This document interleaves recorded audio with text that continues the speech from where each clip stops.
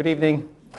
I'd like to call to order the meeting of the Board of Selectmen for October 3rd, October 17th, 2013.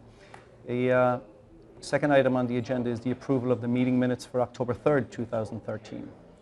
Motion to approve the minutes of October 3rd, 2013 as amended. Second. Motion made and seconded. Any further comment? All in favor? Aye. Aye. It's unanimous. Number 3 on the agenda is the future meeting dates. So we're meeting on October 23rd at the Senior Center, and this is to discuss the recommendations of the Department of Revenue, which should be very informative, I think. Mm-hmm. I mean, we've all read the recommendations, but it's time to let the public know what they came back. And we will have all the department heads at this meeting who will be asking questions, and we will have answers. And Zach, I don't know how many answers we'll have, but at least you'll ask questions. We'll have some answers. Yeah, and Zach Blake. Zach Blake from the DOR. Department of Revenue will be there to answer some questions as well. So we invite the public. You can, as I said, we will have department heads, and hopefully we'll have some members of the public. And it is at the Senior Center. The next meeting after that is October 28th, which is the Fall Town Meeting. That begins at 7:30. 7:30 in the high school. And we will be discussing the articles later on. Usually next we have citizens speak, but we're just going to skip on to number 5 for a moment to bring up our new CEO of Milton Hospital. So you can come on up. We're going to introduce him, and I believe because Katie is on the board of Milton Hospital, she's going to do the introductions. Thank you, Dennis. And we still have to know the name Milton Hospital, but we're Beth Israel Deaconess Hospital Milton, we should probably point out, right? Our new name as of a year and a half ago. But I serve on the board with Mike Brady, who's our chairman, and he's going to introduce our new CEO to the community. Well, first off, thank you very much for extending us an invitation. We're delighted to be here. Earlier this year, the decision was made to seek new leadership of the hospital. I asked Tony Cicchello, who I know is no stranger to this board or to the town of Milton, to head up the search. After 4 or 5 months of intense due diligence, Tony, on behalf of the search committee, made a recommendation to the board. The board voted unanimously to approve their recommendation, and it's my pleasure this evening to introduce to you, both the selectmen and formerly to the town, the new CEO, Peter Healy. And Peter, if you want to make a few comments, and then I'll Sure. Thank you. It's my pleasure. Peter, welcome. Thank you. My pleasure to be here. My pleasure to be at Milton and to be the new president. I'm happy to report that I found a very strong institution that is in the process of getting stronger. Our driving goal is to be the best possible community healthcare resource we can be, and we will do that in partnership with the providers in our community and with our partner Beth Israel Deaconess. And I think that will give us many advantages going forward. It will help us with our financial stability and our financial growth, and it will allow us to provide more subspecialty services, more services, and better connection to other parts of the healthcare system as the healthcare system becomes more of a system approach of care. So delighted to be here. I think it's a wonderful institution. I've worked in the Boston marketplace for my whole career, which is about 23 years. I worked at Faulkner, at Brigham, and at Boston Medical Center. And I think Milton is an incredibly strong resource, great quality of care, safe care, great people, great physicians, and a very engaged board and medical staff. So delighted to be there, delighted to be here. The only other thing I would mention is, obviously the other major decision we made a little over 2 years ago was to affiliate with Beth Israel. And as Peter alluded to, I think the early results are fantastic. Recently, our bond credit rating was upgraded 2 notches. This past year, we just finished our fiscal year end 2013. It is the best year that we have had financially in over 10 or 15 years. So I think the hospital's on very sound ground. We have a wonderful partner in Beth Israel, and I think we're incredibly well positioned to continue to deliver the highest quality service and medical care to the Milton community for the next 100 years. Well, thank you. Well, Tony is a good friend of everybody on this board, Sure. and I know he's on your board, as is Katie. And I feel confident that if you're the guy they chose, I think Milton Hospital, or Beth Israel Milton Hospital, is in good hands for many years to come. So, welcome. Thank you. We made a great choice with Peter, especially with his extensive background in a community hospital at Faulkner, and also with the Downtown Medical Center. So we've got someone with some great experience, and will be a big asset for our hospital, which is, you know, an acute care hospital, but also we have some specialist physicians at the hospital, and we're always looking to expand that. And we have additional crossover. Our town administrator's daughter is one of the nurses at the hospital, and she's now serving for a few weeks as a volunteer in Tanzania, in Africa, doing a lot of volunteer work. So, along with one of our other nurses. So there's a lot going on at the hospital, a lot of good news, and happy to have Peter on board as a member as the president and CEO of the hospital, but a member of our community now as well. The town is very lucky to have a first-class medical facility like Milton Hospital, you know, Deaconess Milton. Yeah, it just adds to the value of the, you know, of the town. So it's great. Welcome. We'll continue to do our best to meet the needs. Thank you. Thank you for coming in tonight. And It's our pleasure. Thanks for having inviting us. us. Thank you. Yeah, thanks Thank for you. inviting us. Good luck. Thank you. Okay, next up is, we're going to Chris. We're not Chris gonna- Zambudo. Will we go to Chris? Okay. We'll invite up Christopher Zambudo, who is our new Massport liaison, took over from Judy Kennedy. Hi, Christopher. Hi. Yeah, first of all, thank you for being invited to the meeting, and for being appointed to, you know, as the Milton liaison to Massport. Yeah, I'm very excited for the challenge and the opportunity.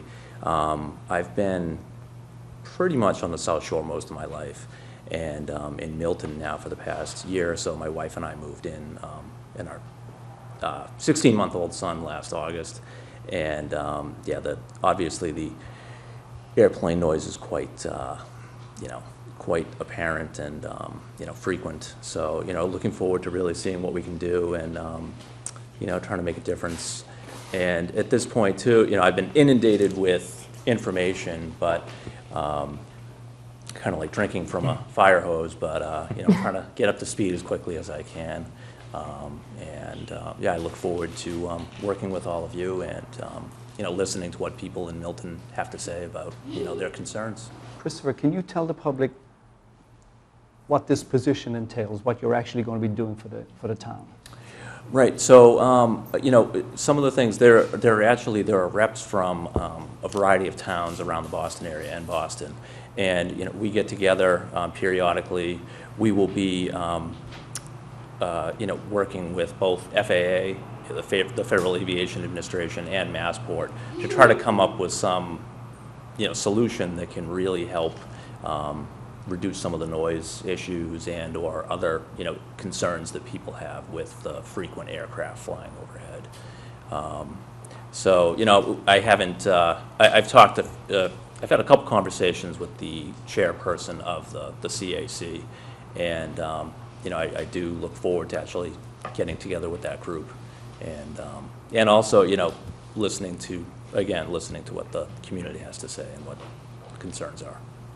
Are you a pilot as well? I am, yeah. Unfortunately, I haven't flown now in quite some time, but you know, it's kind of like riding a bike, in that, you know, it's always with you. I got my license way back. I was still in high school. I was 17, and it's actually great. I think, you know, it gives me a really solid background in understanding all of the basics. And I didn't even think about this, but I actually have a bachelor's in meteorology as well. So I think that will also help. And I am a licensed practicing attorney as well. So hopefully the nexus of those things can, you know, be beneficial in helping come up with a good solution to this issue.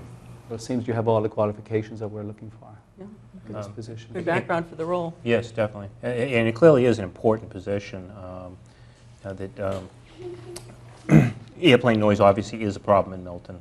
We obviously live right in the flight path of Right. you know, one of the most major airports in the country, so we're not going to avoid airplane noise altogether, but we want to make sure that we are not overburdened with it compared to other communities. Right.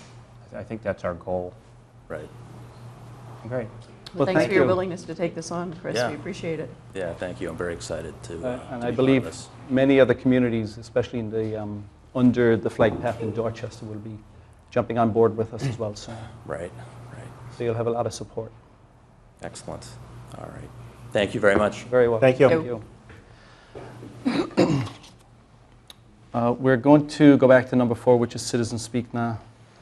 And I just want to touch on something about what happened a couple of weeks ago at the last meeting, when people were commenting on the proposed temple on Lodge Street. We had a gentleman come up at the end, and I didn't realize what he had said until a few days later when I got some phone calls and many, many emails, as the rest of the board did, about a use of some terminology which included the word hate. And when we looked at the tape again, it was actually quite troubling. And one person said to me on the phone that, you know, as the chairman of this board, I should have commented at the particular time.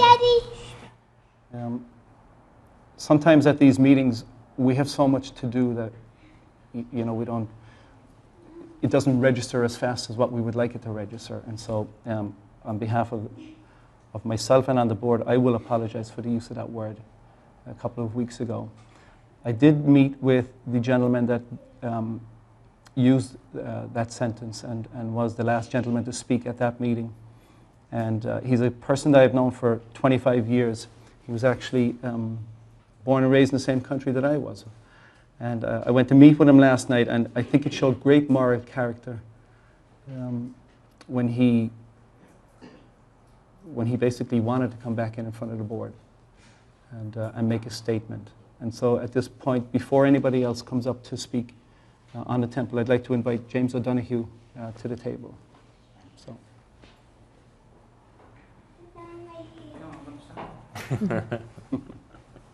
Members of the board, the Jewish community, people of Milton. I was here last week and we were making a few statements in that, and in my limited range of vocabulary I used the word hate at the end of the sentence. I said we will hate these people for a long time because of the whole process was totally destroying the community. It was horrendous. But in hindsight, and actually beforehand I read the article and I said, oh, I said that's not very appropriate. And then Dennis approached me and I said, yeah, absolutely. I was going to do it anyways, but Dennis helped me through the process and we discussed it and we came up with something to say, you know, and just to make sure everybody was on the same page. So I'd like to apologize to the Jewish community and anybody in Milton that misinterpreted me using the word hate. I shouldn't have used it. Maybe I should use something more subtle, but I'd like just to withdraw that part of the statement completely, so there's no animosity or anything like that in this process. We go forward and hopefully negotiate in good faith, and we'll all end up being friends at the end of this, and maybe everybody will benefit from the process. So, but can I say it further? Can I add to it? Or are we finished? Or so, like, that's the apology. I got that out of the way. But so we're doing the speak out now, and I'd like to still speak out against not the synagogue. Welcome that into the community. It's more than welcome. It's an asset. It's just the entrance on Lodge Street. And what has happened is Mr. Gordon has insisted on that entrance using all sorts of arguments which we find offensive and kind of demeaning, and it makes us out to be kind of saying, well, what's going on here? And we've tried to approach Mr. Gordon several times on the issue to clarify and maybe get some assistance, and the synagogue, and their last statement was they're going to start building in January. So again, it puts fear into the community, fear of the unknown. Where will we be in January when they start building? We have no answers. We're not getting any respect here. And I ask the Jewish community to be good neighbours. You know, it doesn't take a lot, just a little respect. Help out the people, and that's why they're here. They're all taking some time to come down here. I think we should have the speaker address the board. Yes. Chair. And that's it. Thank you. Okay. Thanks, James. Okay. Hey, Daddy. Let's go. Come on. Thank you. Andrew had her hand up. Yeah, she can come up now for citizen speak. Okay, we'll open it up for citizen speak. Come on up. Thank you. I am Andrea Gordon, and my husband Marvin could not be here tonight. Thank you very much, Mr. O'Donoghue. I really appreciate that. There is no animosity. In fact, we contacted the neighbors before the Temple members ever knew of this proposal. We had meetings with 3 sets of neighbors at our home, and I called 2 others, one of whom stated that he would like to gather a group of neighbors, so I invited them to my home. The afternoon of the day that that meeting was supposed to take place, I got a call from him, and he said, "We want to meet out in the open at the Lodge Street lot." And so we did, with the Temple co-president and a couple of other representatives from the Temple. And so we met with almost 30 people, 10 minutes to sundown. And my husband tried to explain himself, and he explained at length, as he did 2 weeks ago to this board. We have never said that the Temple is going to start building in January. So I am here, because Marvin cannot be here, just to answer any misstatements or misunderstandings. And we are here to respectfully listen to the neighbors and continue to do so as we move forward with this project. This is not an institution we are building. It is a spiritual home. It will look like a house. So thank you very much for listening. Thank you. Thank you. Anyone else for citizen speak? Cheryl.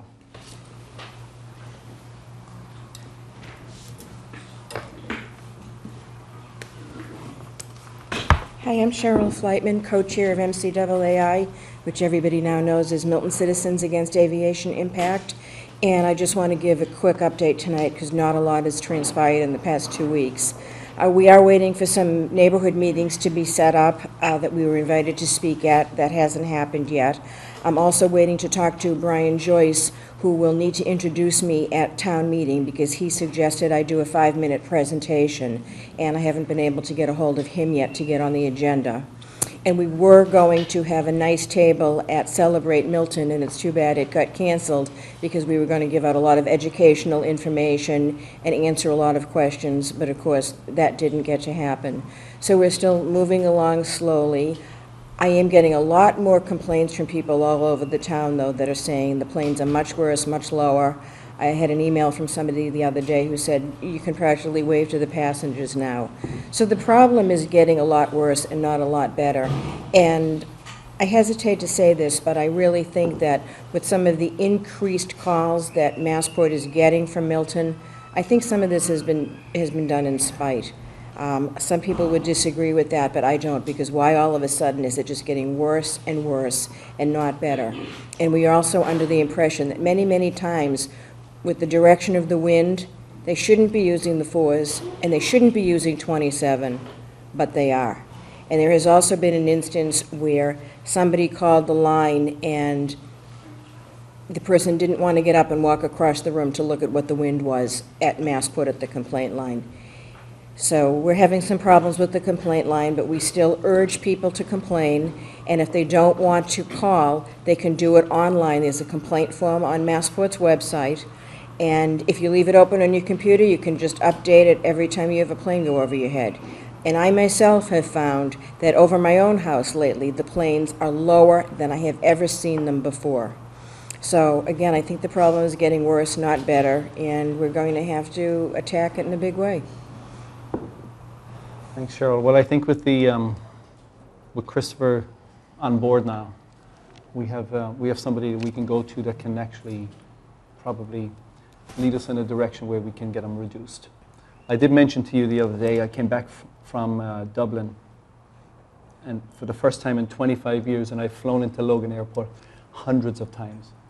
We flew in on a runway that I had never landed on before, which is the opposite of runway 33, which is 15. So I figured that you had made the phone call right before I came back. No, I called the other night, not the night you flew in. And the other thing we're still working on is getting Mike Capuano to a forum here in Milton. His office has not been very good in getting back to me, so I'm still working on that. And I know that Congressman Lynch has not had an opportunity to meet with the FAA yet because they just went back to work today. So hopefully that will get rescheduled soon.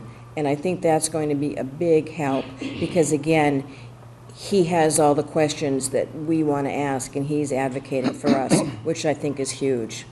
He's been more than helpful. Thank you, Cheryl. Thank you. Anyone else for Citizen Speak?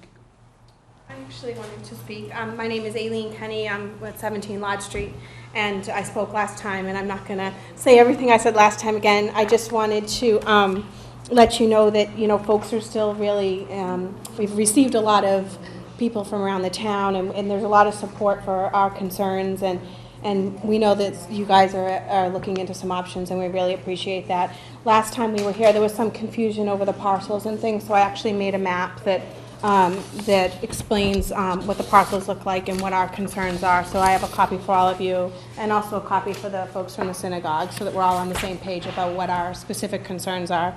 And there's a number of people here from Lodge Street tonight. We're not going to bog down the evening and I'll speak, I don't think, but if the folks from Lodge Street could just come in and stand up so that they can see how many people are here. Jeannie and Wing and Chris and James just left. So, everybody has families and lives, so they couldn't make it, but we just wanted to show our face.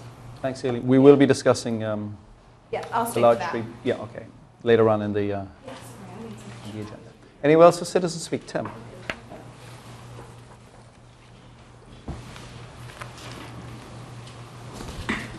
Hello. Good evening. Tim Kernan, Brush Hill Road. I have a bad habit of printing up what I'm going to say so that those can follow, and I get to incriminate myself long after I'm gone.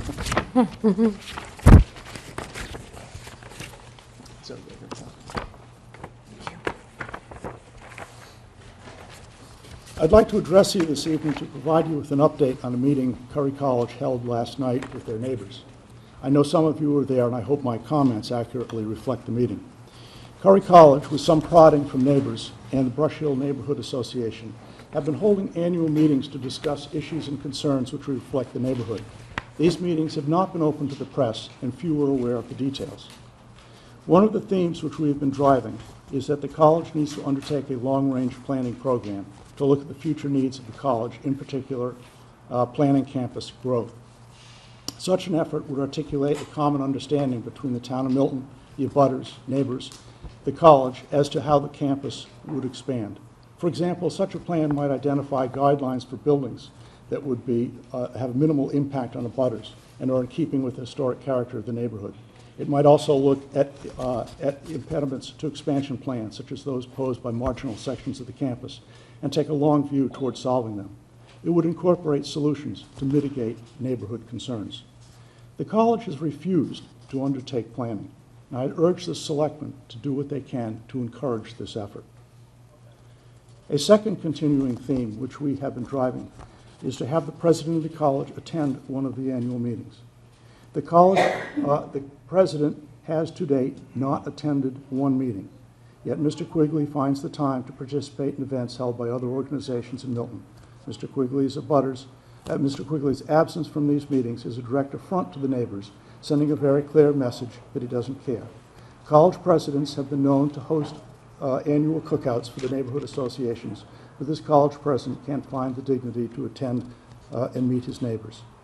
All this is a backdrop to the meeting which was held last night at Curry College. Upon arriving last night at the meeting at the Alumni House, 3 large plans were on display illustrating 3 development options for the neighborhood to consider, all of which showed dorms located on the perimeter of the campus. The attendees were told that the college had an urgent need to construct new buildings to accommodate 170 new beds by next fall, as enrollment was expected to exceed current capacity. We were further told that over the next 5 weeks, meetings would be held on Wednesday evenings to discuss plans, and at the conclusion of that period, the college would have a finalized design plan. We were also instructed that whether we liked it or not, the college was proceeding, and if we want to have a say, we better get involved. At this point, we were asked what kind of bricks we would like to see used in the construction. All of these plans showed new dormitories on the perimeter of the campus. The college is well aware from prior attempts to build on Milton Street and from prior meetings with the neighbors that they want to see the perimeter remain untouched and for new construction to focus on the interior of the 132-acre campus. Development on the perimeter of the campus places unfair burden on campus neighbors. This concern has been ignored. This is crisis planning at its best and offers a perfect model of how to tell the neighbors in the Milton community to fry ice. While the current need may have materialized on short notice, I do not subscribe to the proposition that this need could not have been anticipated through prior planning. This is the same arrogant attitude the president has exhibited in disregard for his neighbors by failing to meet with them. The college needs to set a new tone. Nonprofit landholders such as Curry College are exempt from many zoning laws, which otherwise would provide a basis for community to orchestrate development. The Dover Amendment effectively grants this luxury to nonprofits and becomes a vehicle by which the college thumbs its nose at the town and its neighbors. The college needs to work, or the selectmen need to work to repeal the Dover Amendment. I realize that's a big proposition, but I know others are interested in repealing it as well, so I just encourage you to keep up with those efforts. The question also arose during the meeting about the amount of money that the college pays the town in lieu of taxes. The Treasurer's Office informed me the college has made the following recent payments. In 2011, $56,729. 2012, $46,929. And 2013, $53,489. And that the only other payment was a tax payment of $2,577.70 for a cell tower which sits on the campus. The college has purchased residential properties. As the college purchases residential properties, these properties come off the tax roll. 3 recent property purchases have resulted in the loss of over $60,000 per year in taxes. Other properties so purchased bring this figure much higher. This result is increased taxes for everyone else. Milton taxpayers are funding the growth of Curry College. Some other nonprofits in Milton have agreed to continue to pay residential property rates on properties that they acquire. Curry College has not, at least to my knowledge and to date, agreed to do so, and they should. In closing, I'd like to make it clear that I, the Neighborhood Association, and I believe the neighbors, and I'm sure the town of Milton as a whole, want to have a successful college in the community that we can be proud of. However, on a large scale, the college needs to rethink its relationship to development and develop a new attitude toward its neighbors. As selectmen, you are elected to represent us, and we ask for your help. 1, to get the college to undertake long-term planning. 2, to encourage the college to build in the interior of the campus, particularly with this new effort that's underway, and encourage the college to develop new relationships with the community and find ways to increase pilot payments and other payment revenues for the town. Thank you. Thank you, Tim.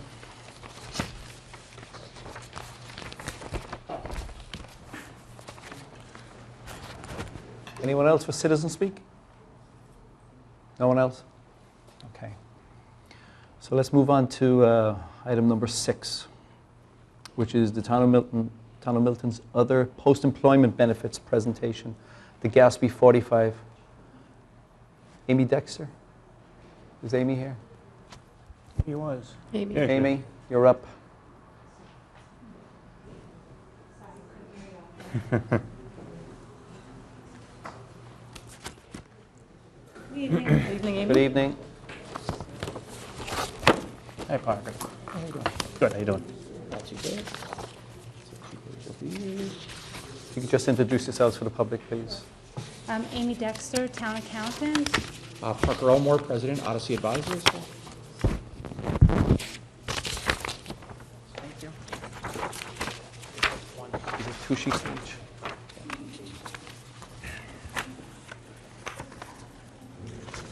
Amy, can you just tell the public what exactly GASB 45 is so that they can follow along? Okay, could I ask Parker to explain it. Sure. He'll probably use better terminology. GASB 45 was adopted by the Governmental Accounting Standards Board back in 2004, basically requiring municipalities or other kind of municipal entities that file what's called GAAP accounting financial statements to follow a certain practice. And the basic concept here is going way back until the 40s and 50s when retiree medical, dental, and life insurance type of plans were set up for employees of municipalities. They've been funded on what's called a pay-as-you-go basis and expensed on the books of the municipality on a pay-as-you-go basis. In other words, if you pay out $100 of benefits this year, $100 goes in your financials as an expense. That's it, no more, no less. GASB 45 said about what's basically called accrual accounting is to reflect the benefits being earned today, regardless of when they're paid out. So the benefits that are earned today by an active employee that may not be paid out for 20, 30, 40 years, we put those on your financial statements today as an expense and as a liability. And then when they are eventually paid out, they come back off the books as a liability. So it's basically very much treating it as a debt that is owed, and it gets paid off over time. But there is no funding requirement in the sense of like your pension plan where you guys set money aside. You can certainly do so if you wish, and the state has allowed for that, but you're certainly under no obligation to do so. So there is legislation to provide for pension, but no legislation for... There is no legislation requiring funding of these types of benefits. It is allowable, but it is not required. Okay. For the unfunded liability? Correct. Okay. But for the pension, it is there, right? For the pension, you are required to fund, yes. Right, okay. We have, Tom, you're the expert in the finance, but I guess my question is, as a layman and not a finance guy, Yep. people that are working today Yep. will be getting benefit from the town of Milton in 20, 30 years' time. Yep. Is that what we're providing for now? That's correct. That is, again, you're putting that on your books today to reflect the cost of those benefits. Okay. So that way, if I as a potential bond buyer or an investor who's looking to buy bonds from the town of Milton, I can look at it and say that the town of Milton today, under current assumptions, census, employees, retirees, people have accrued about $92 million worth of liabilities. So I know that over the next 30, 40, 50 years, in today's dollars, $92 million has to get paid out. So that's effectively a $92 million unfunded obligation, much like other debts or bonds you folks have. It's really effectively another bond against the town. And this, as you are probably aware, the state is looking at legislation now. I don't believe it's been approved yet, but the governor had a task force looking at changes in some of these retirement rules. It wouldn't really have a material impact today, but down the road for the employees you hire in 5, 10, 15, 20 years, it would start to reduce the cost curve, if you will. But it's not going to have a material impact in the short term. So for years, we have been just what you call it, pay as you go? Pay as you go. So basically, the $100 you paid out today, that's all you reflected on the financial statement. So who came up with the idea of being proactive, which I think is a great idea? Well, being proactive. It's a GASB requirement. Yeah. It's GASB is the Government Accounting Standards Board, which is similar to the Financial Accounting Standards Board for-profit and nonprofit corporations. GASB is for government. And the FASB world, the private sector, has had this requirement for probably 20, 30 years maybe at this point. Came out in '89, it was adopted in '92. So quite a while ago. The same basic thing, that basically the people that you're hiring to work for you are doing so with the expectation that they are going to get a payout at the end of time. So part of your employment package, just like every other benefit that you've offered, you offered them this benefit at a future date, and accrual basis accounting says you should recognize that as, over the working life of that employee, because it's part of his employment package. Right. So it kind of makes sense. The thing that's odd about it, unlike a retirement benefit, which is quite fixed, the other post-employment benefit can fluctuate all over the lot. I mean, to the extent we have collective bargaining units and we are somewhat fixed, but to a degree, the employer can offer a benefit and then change his mind tomorrow and not offer the benefit, and all of a sudden your liability goes away. Right. So some people have said it's not really a liability, to the extent that I control the ball game and I can take my ball and go away anytime I want. how can that be a liability? So there's some controversy about it. Yeah, and there's also the issue of, I mean, the difference is on a pension plan, it's based on your pay. So if your pay goes up at 4%, it's very predictable, as Tom just described. However, on the medical side, you might predict that medical costs are going to go up at 5% a year. Some years they go up by 15, some years they go down by 5. Right. So you have much more volatility. And so although the $92 million I described is based on a certain set of assumptions, the one thing we can be sure of is they will not follow them to the T. People will live longer or less than we expect. People will terminate employment at various rates. So these assumptions that we use, many of them come from the Mass State Retirement PARAC, but they will acknowledge that for individual populations, the law of large numbers does not necessarily work for patterns of 1, 2, 5, 20 employees. So they're meant to be long-term, but expect volatility along the way. Amy, what percentage or what dollar amount of our budget every year goes into the pension fund? I'm not sure. Approximately. I'm not sure of the percentage, but the appropriation for fiscal 14 was approximately 3.2 million. And will there come a time when that's fully funded? the Yes, pension and fund? right now it's scheduled to be fully funded in 2025. Okay. But that's No, the pension. so That's the That's the pension. That's the pension. Now, with this, that's 3.5 million, which includes amortizing prior service costs. Right. On this particular liability, it's 3.5 million just to cover the current year, what's called the normal cost, and it's about $7 million a year that you'd have to be putting away to cover the normal cost, plus amortizing for the next 30 years, all the stuff you should have put away up to the point that you adopted the plan. So it's considerably, it's more than double what the pension liability is Correct. in a year. This money, it's invested somewhere, obviously? Which money are we speaking of? Your The pension free- money is invested. Correct. And when that's fully funded, you're going to put the money into the GASB? Well, again, that's between you into the guys to unfunded decide. liability. Is that the plan? Probably, yeah, but That- I don't think we've Yeah, and decided. that's obviously up to you folks to decide how you want to handle that. We've talked about ways that eventually, if the legislation changes that requires funding of the GASB 45, how would we do it? That was one thing that's come up, but certainly no decisions have been made or finalized about that. I'm assuming the money that's paid into this fund every year is invested somewhere.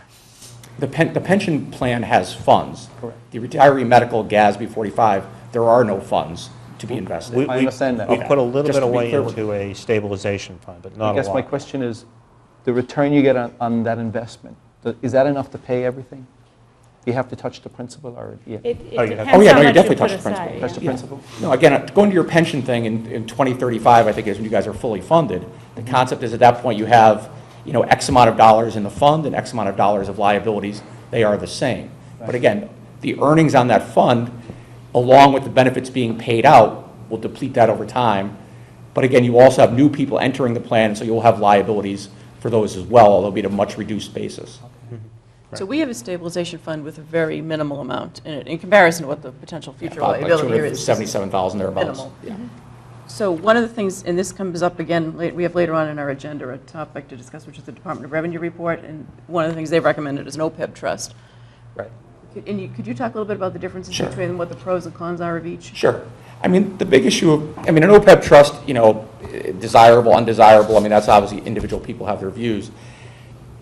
I would argue with the kind of dollars you guys are talking about, it's probably not the greatest thing in the world. There's no harm to it necessarily, but you're not talking significant dollars to probably justify the expenses of the underlying trust.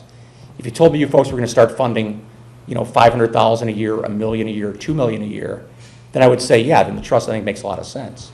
As an example, we just worked with the town of Mattapoisett, which isn't too far from here, and they just adopted a 30-year funding schedule that we provided to be fully funded in 30 years. And as part of that, we worked with S&P, and they just got a bond rating increase from AA to AAA. So, there are things you can do, but again, the key element requires, do you have the money to fund?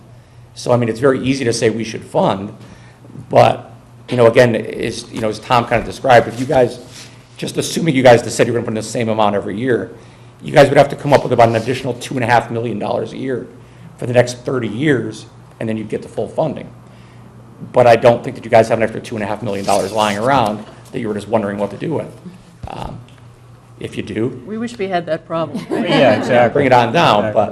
But so I think, again, I think there's value in the OPEB trust because once the money goes in, it can only be used for these benefits.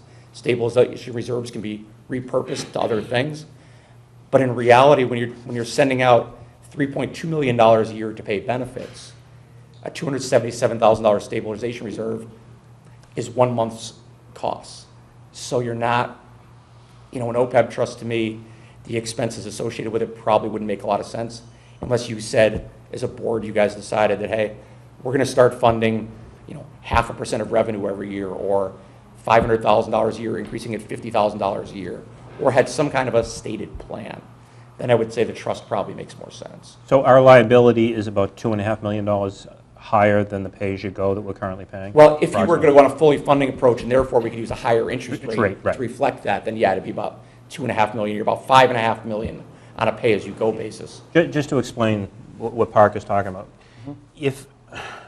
When you do an actuarial assumption, you always use an interest rate because it's a future stream of money. So to bring it down to today's dollars, you have to make some present value assumption.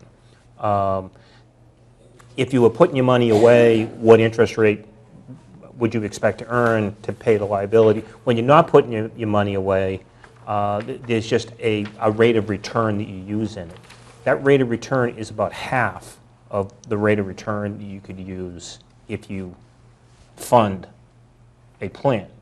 So the liability you wind up bringing on your books, because you're taking all these future costs at raw dollars, and then you're bringing it down to today's dollars at an interest rate. So that 90 million could be 300 million and then reduced down because you applied an interest rate to take it back down to today's dollars.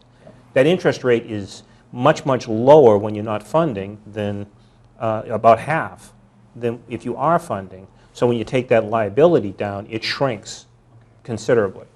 Yeah, and one of the exhibits we started producing this year, and we gave it to you folks, it was in the package that went out. We put things in present value terms for you folks, because I think unfortunately what happens is people get terrified by the nominal, the actual dollars. So if I tell you in the year 2052, your liability is going to be $530 million, it's, oh my God, it's the end of the world.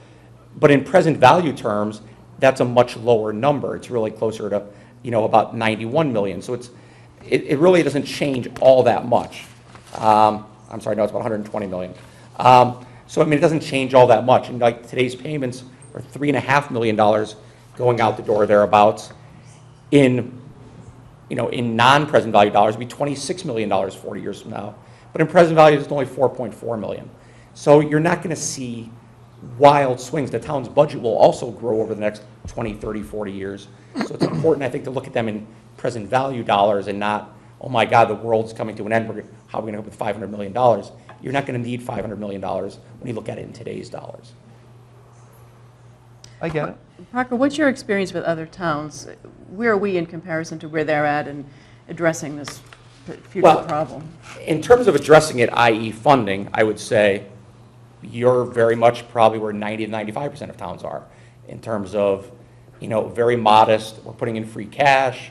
We're putting in Medicare Part D reimbursements. We're putting in lawsuit settlements, couch cushion money. Anything you can find that isn't nailed down, you'll throw in. But there's not really a long-term plan to do it. I would say across the state, we work with pushing 300 entities at this point. I would say what I would call substantially funding, maybe a dozen at the high end, in terms of funding in any kind of a meaningful way. Some fund the normal cost each year, as Tom described. The normal cost is benefits being earned by employees each year. In your guys' case, that's about $3.5 million a year. If you guys were just to say, hey, listen, we're going to fund the normal cost each year. In other words, we're going to fund that, and then we'll pay the benefits out of that. So you would net out basically paying an extra $250,000 or so a year as of today, and that would go up a little bit over time. If you did that, you would keep the liability from growing in present value terms, so at least the problem wouldn't get worse. Now, Town of Ipswich is doing that. We work with them on that. So there are different approaches to funding. Some folks have said, well, we're just going to fund going forward for every new employee that comes in after this point forward. We'll fund their normal cost. So therefore, we don't add any liability. you can certainly do that. Your normal cost is about $5,000 an employee. So every employee who works here earns a salary, they get a pension benefit that's worth a certain amount of money, and the benefits of retiree medical are earning are worth about $5,000 in addition to what they get in their paycheck. So there's different methodologies to fund. But again, you're not alone. You're in a huge majority of towns, cities, schools that are not funding at this time. In the case of Mattapoisett, are they starting to fund this because they've fully funded their pension liability? I don't believe they fully funded their pension liability.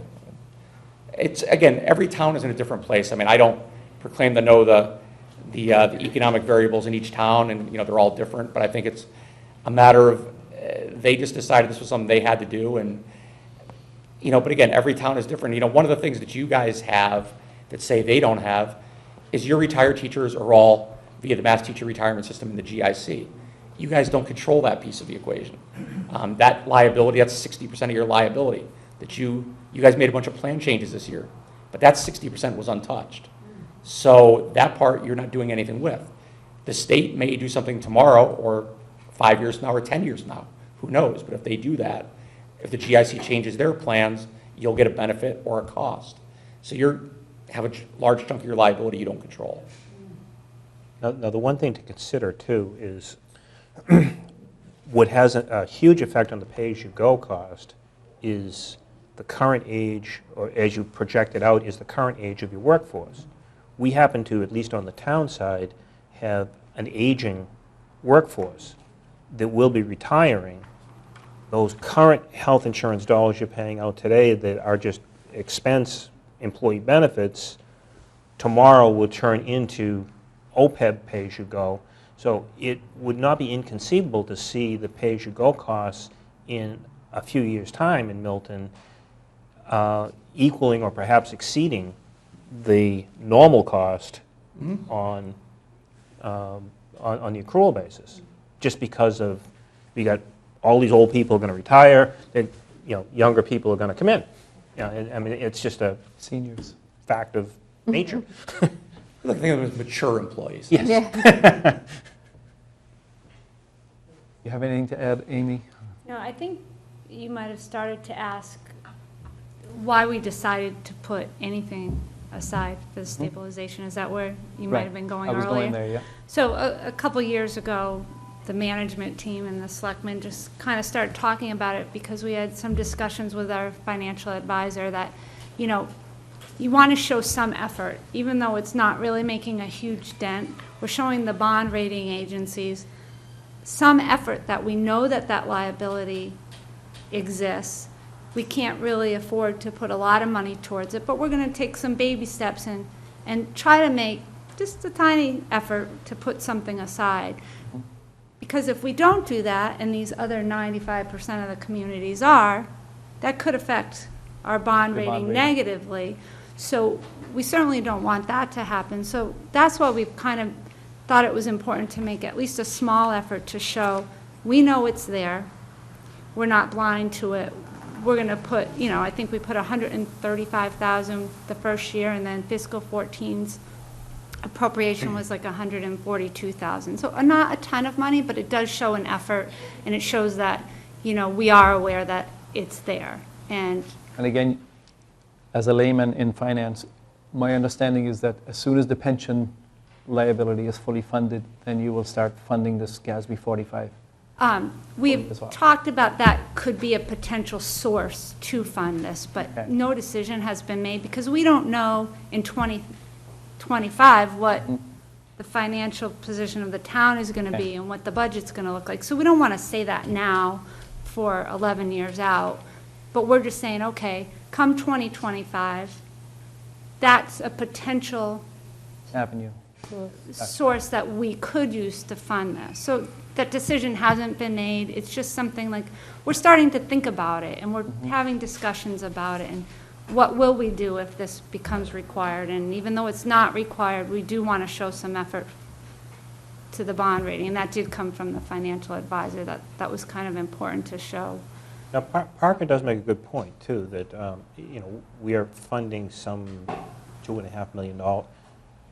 We are paying some $2.5 million or so per year on the pay-as-you-go which is really considered funding. It's funding the plan, it's just not funding a trust.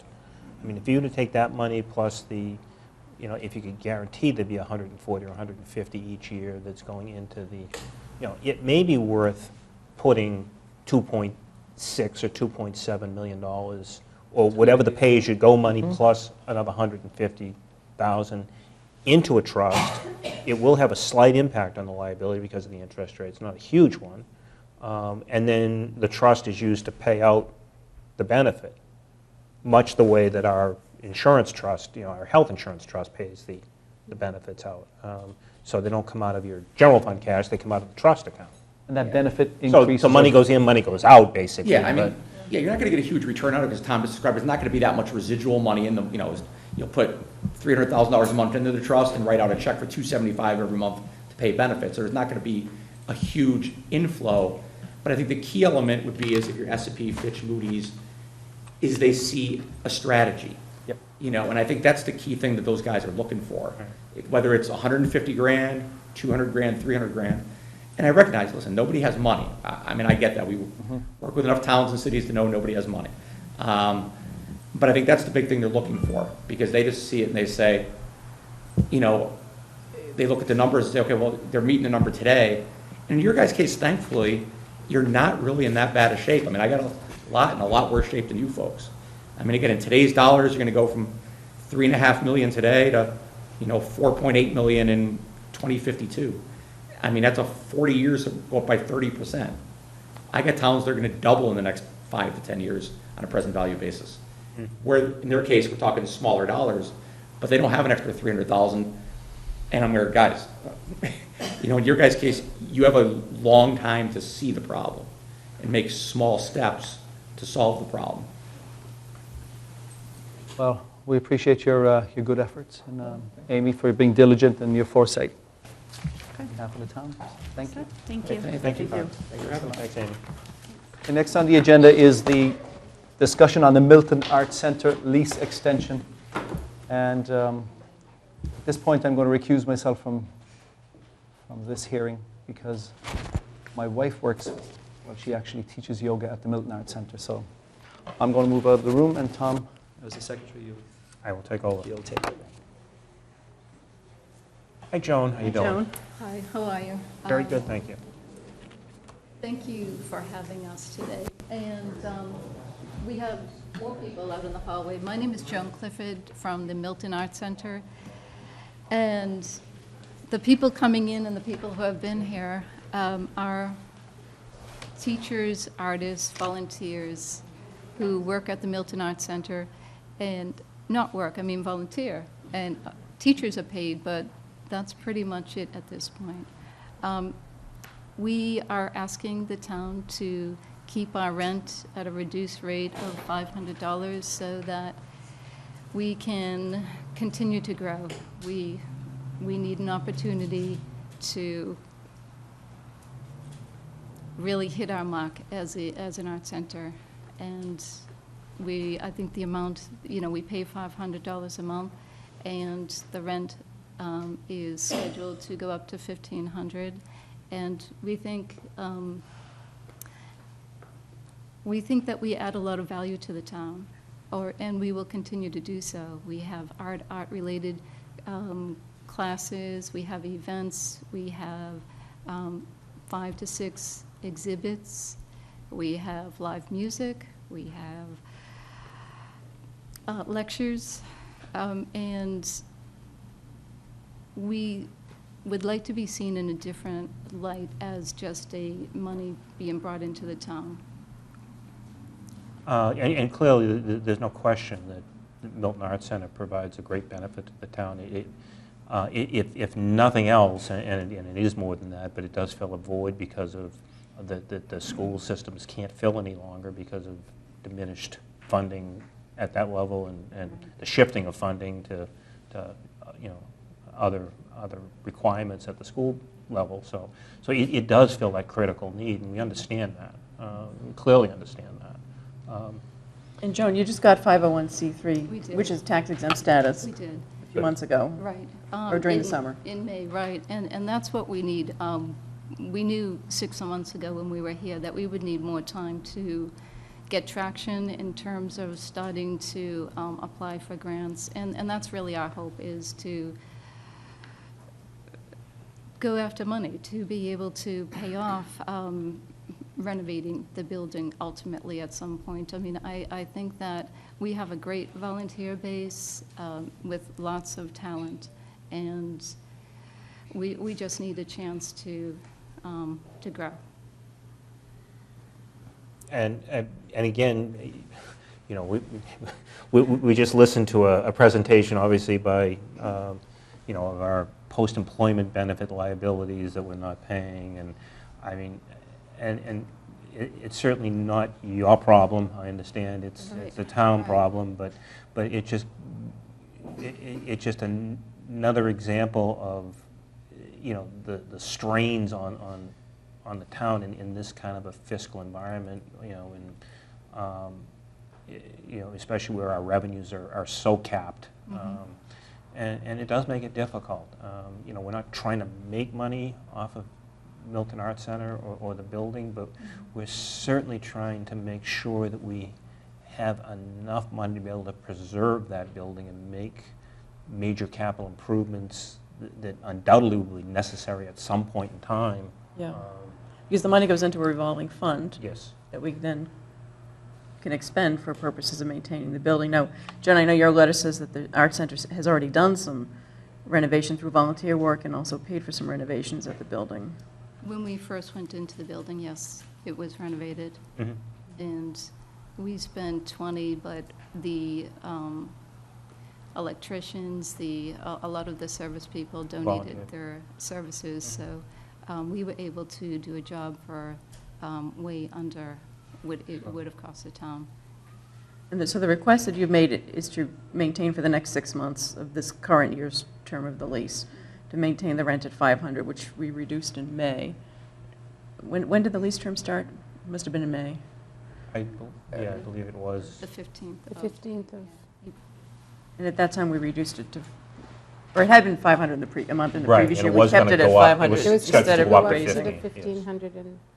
So, for So another your 6 request months. is for another 6 months for the $500. Yes. And I think at that time, when we granted the 6-month abatement of the rent, that we said we would entertain future ones, but they would necessarily have to be back-ended, I believe. So in other words, tack on the difference to the last 3 or 4 years of the lease, or whatever it may be. We talked about that as an option. Yes. Yeah. As an option. Yeah, I don't think we actually agreed on that, because I don't know that we agreed I know on it, you no. proposed it, Tom. I Yes. think we talked I about don't- it, and we I don't didn't. know if we But we actually just did. acted on it and said to come back in 6 months, and let's see how the 501c3 What kind of application progress went. we had made, right. Yeah. You're also, I'm not sure whether is your request at this time just for this current year? I Yeah, know it's a dialogue. We're beginning the dialogue. But for right now, we're saying the next 6 months, yes.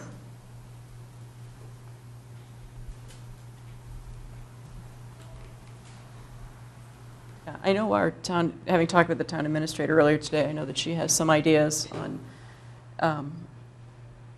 how we might handle the lease at present and going forward. And I agree. She's talked to me too, and I think we should turn it over to Anne Marie to at least have some discussions with Joan in terms of how we might be able to resolve it, and to come back to us and see how fruitful those negotiations were. Yeah. So maybe in the next couple of weeks, if the two of you have a conversation, and we'll put it on an agenda probably for a meeting in November to continue the discussion, and just take it under advisement right now and see where the conversation goes. That makes sense to me. Sounds good to me. All right. Thank you Thank very you, Joan. much. Thanks for coming in, Joan. Thank you, all our volunteers. Thank you, volunteers.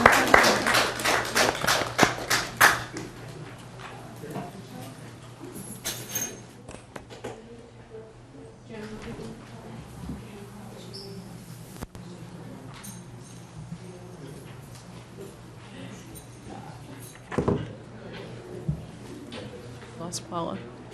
What was the result? We're going to take it under speak with Joan about some ideas I have. Okay, See if we can make it work. that's fair. Can we move up The temple, yes. Yes. the Bravo meeting? Well, first we'll just mention about agenda number 8. Item number 8 on the agenda is is going to be tabled until the November meeting. Because Vicki has a conflict? Yes, a conflict for this evening, so we're going And that was Vicki McCarthy. We are now going to move on to the temple discussion, which is item number 16. We're going to move it back up because we know we have a lot of people here that want to discuss it. At this time, I want to bring up Bill Clark, our town planner.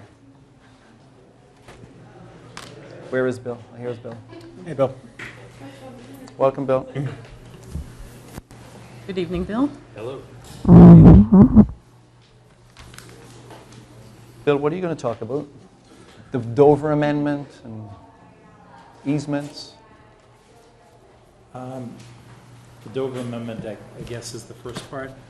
Yeah, could we just preface this, Mr. Chairman, by saying, I think we asked for clarification, just given the fact that a meeting ago, we thought we were going to have just a discussion with the Gordons about what the idea was, and we had a lot of people come in at Citizen Speak, and we've all been getting emails asking us to take certain actions, and we want to go over the Dover Amendment so that everybody understands what our role is and mainly is not in this context. So, Bill, thanks for doing some work on the Dover Amendment for us. To surmise from the language of the act itself, no zoning ordinance or bylaw shall regulate or restrict the use of land for religious purposes or for educational purposes.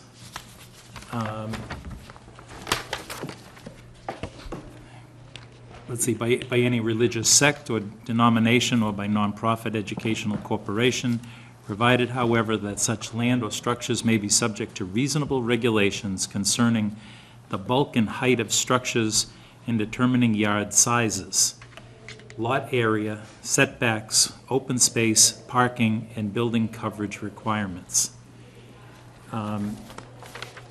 Basically meaning you can't zone out. You can't zone out that use. As proposed, the Gordons have proposed a setback around their property as it abuts the neighbors now. There's a conservation restriction on one side. Mr. Gordon's talked about continuing that conservation restriction. He's talked about putting in deed restrictions so that the building can't get closer to those houses. They've talked about the size of the building, which a 5,000 square foot footprint on a 1.acre site, you have plenty of room to put in setbacks. You're not up against any property line. Mm-hmm. And the in terms of, because I assume that you would still have to deal with frontage problems on that would not be part of Dover, but we're talking about a subdivision here, so that correct. That is not the case. The only place where this would come up to a public board would be the subdivision of the land, as the Gordons take and cut off that particular piece that they want to gift to the temple. They will, that would be a subdivision of the land. They'll file with the planning board. It identifies that particular piece of land. Per the planning board's subdivision rules and regulations, any subdivision requires a 50-foot right-of-way, a minimum 50-foot right-of-way. This parcel has a 57-foot entranceway off of Lodge Street, so it can take the 50-foot right-of-way. 50-foot right-of-way doesn't mean that that is the road. The road hasn't been designed yet, but going back to the comments from last week, it would be an 18-foot roadway going in. This would be the frontage for the whole parcel, Because, correct? yes, because you have a roadway going in, that roadway would be the frontage. It's a subdivision with a road on it. Gotcha, okay. That would attain their frontage. And Bill, is it a road or a driveway? It's a road. It is a road. It can be a private way. It's just a way. It's not a driveway. It's not a road. It would be a way at this But point. it has to meet the And it would definitions be of a road. private way, yes. Even if the opening was 40 feet and they put in a road, would the frontage still be on the road? Or does Yes. does the opening have to be more than 50 feet? They would have to go for a waiver. 50 feet, they don't have to go for a waiver. The rules and regs say a minimum is 50 feet. There are some places in town that have right-of-ways that are less than 50 feet. Through a variance? No, it's through a public process through the planning board. 50 feet is what they like, but they can waive to make it smaller. But in this case, we're looking at 57 feet on They have a Lodge Street. 57-foot opening.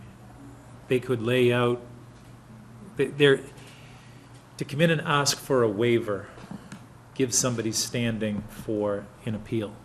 If you're not asking for waivers within the subdivision rules and regs, what are you appealing?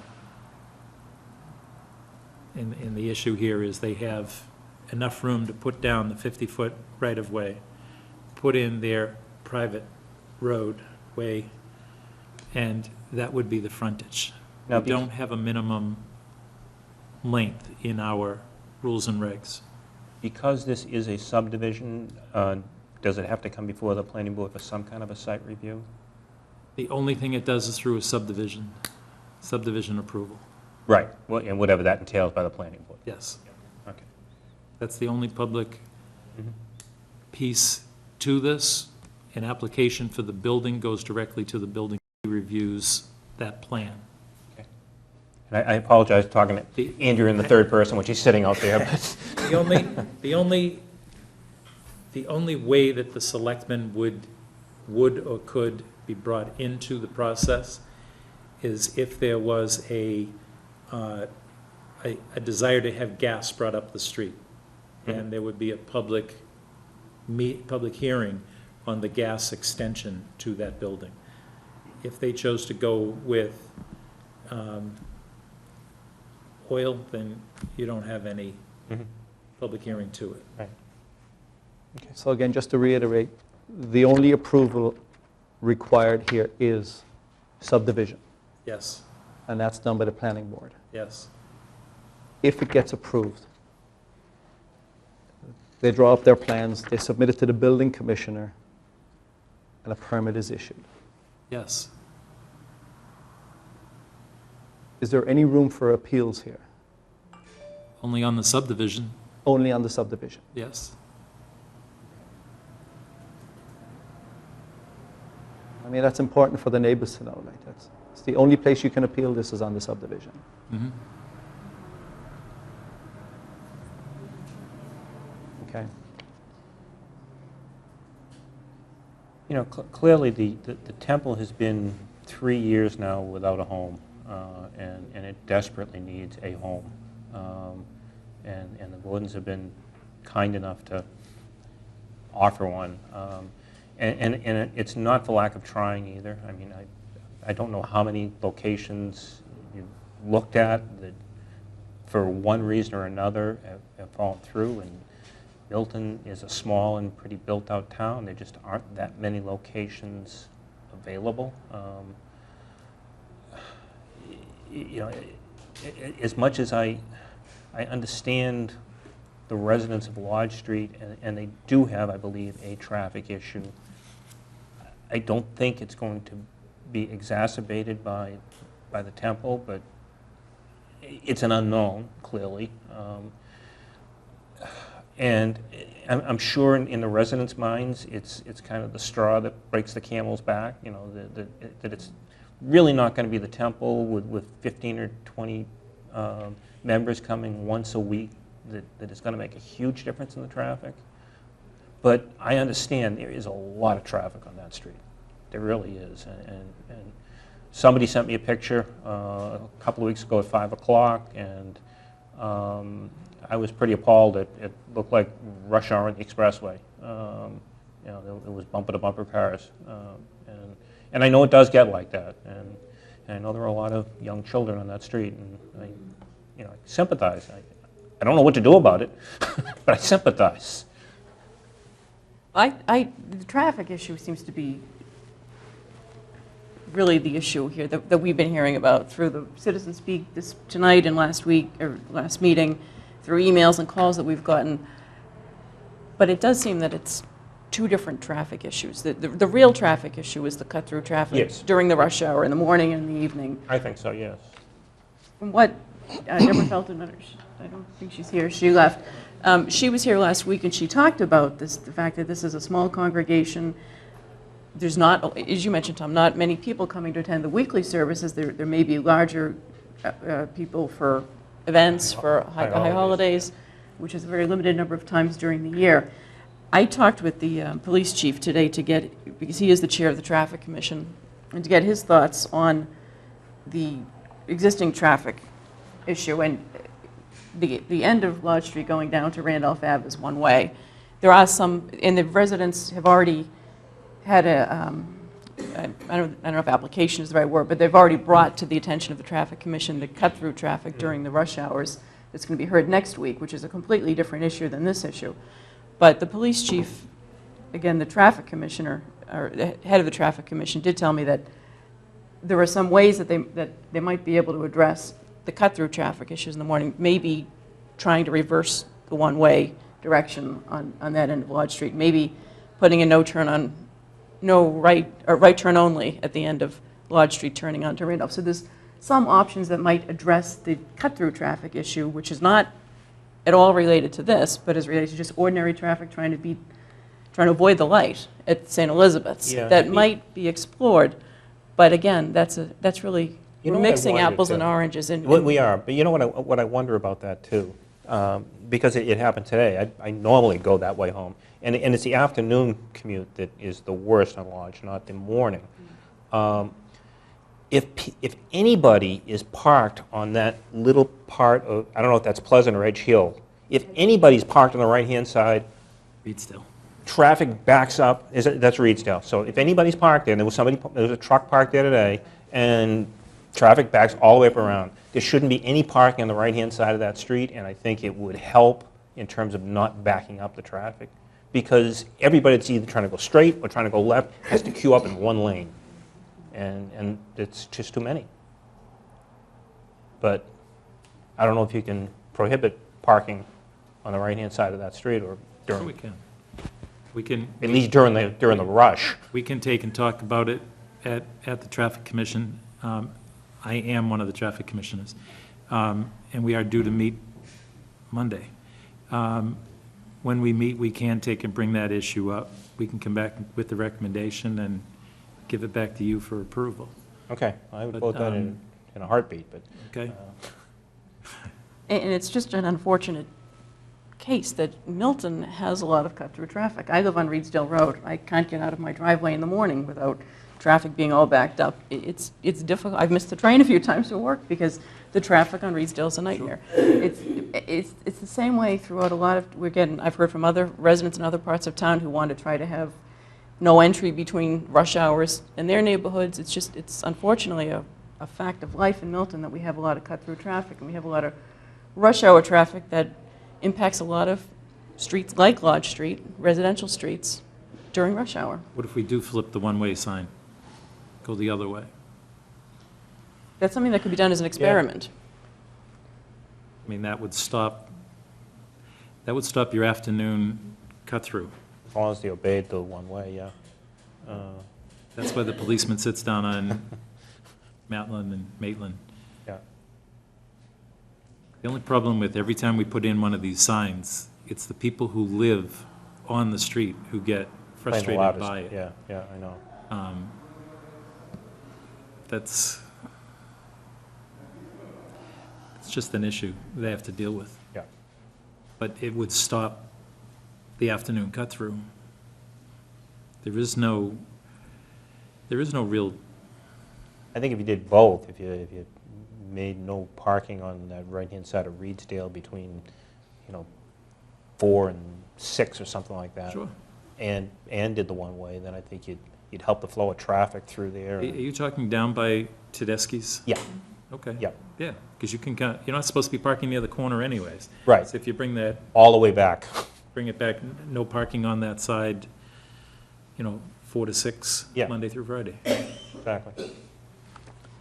I don't know if we all had a chance. I went for a tour of the site. and I have not yet. I actually did walk it by myself. And, I'm in the business of putting up buildings in other people's neighborhoods. I've done it for 25 years. And I understand the concerns of disrupting neighborhoods. I don't know Mr. Gordon that well, but I understand that he is very generous and has given a lot to the town. But I believe you can be generous and still look after your neighborhood.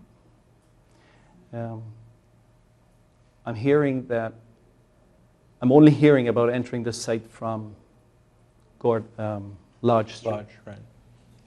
When nobody seems to be exploring about coming in from Gun Hill, when you have two perfectly, one on either side of a house here, you could put an entrance on either one of these sides and enter the temple that way.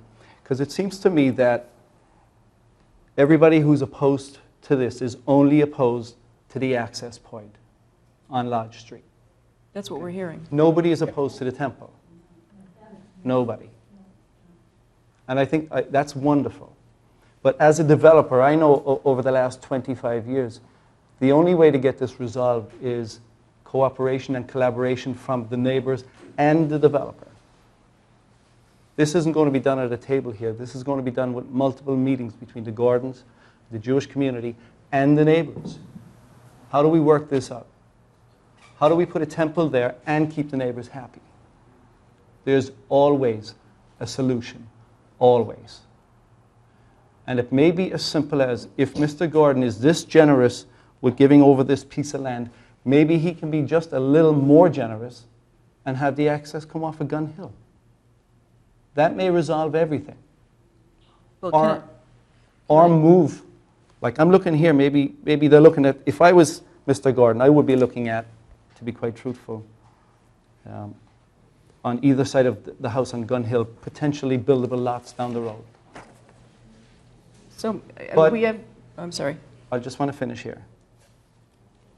There is a solution, is what I am saying. Always is. I have never left a negotiation table without coming away where the neighbors and the developer are happy. The developer in this case is Mr. Gordon, like I said. You guys have to sit down. We can't resolve this here. This is going to be done by the planning board. And they're going to make a decision that maybe you won't like.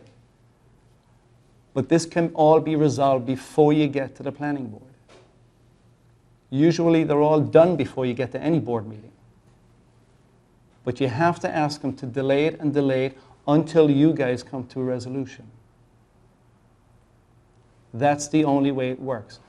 I'm experienced in this field. It's what I do for a living.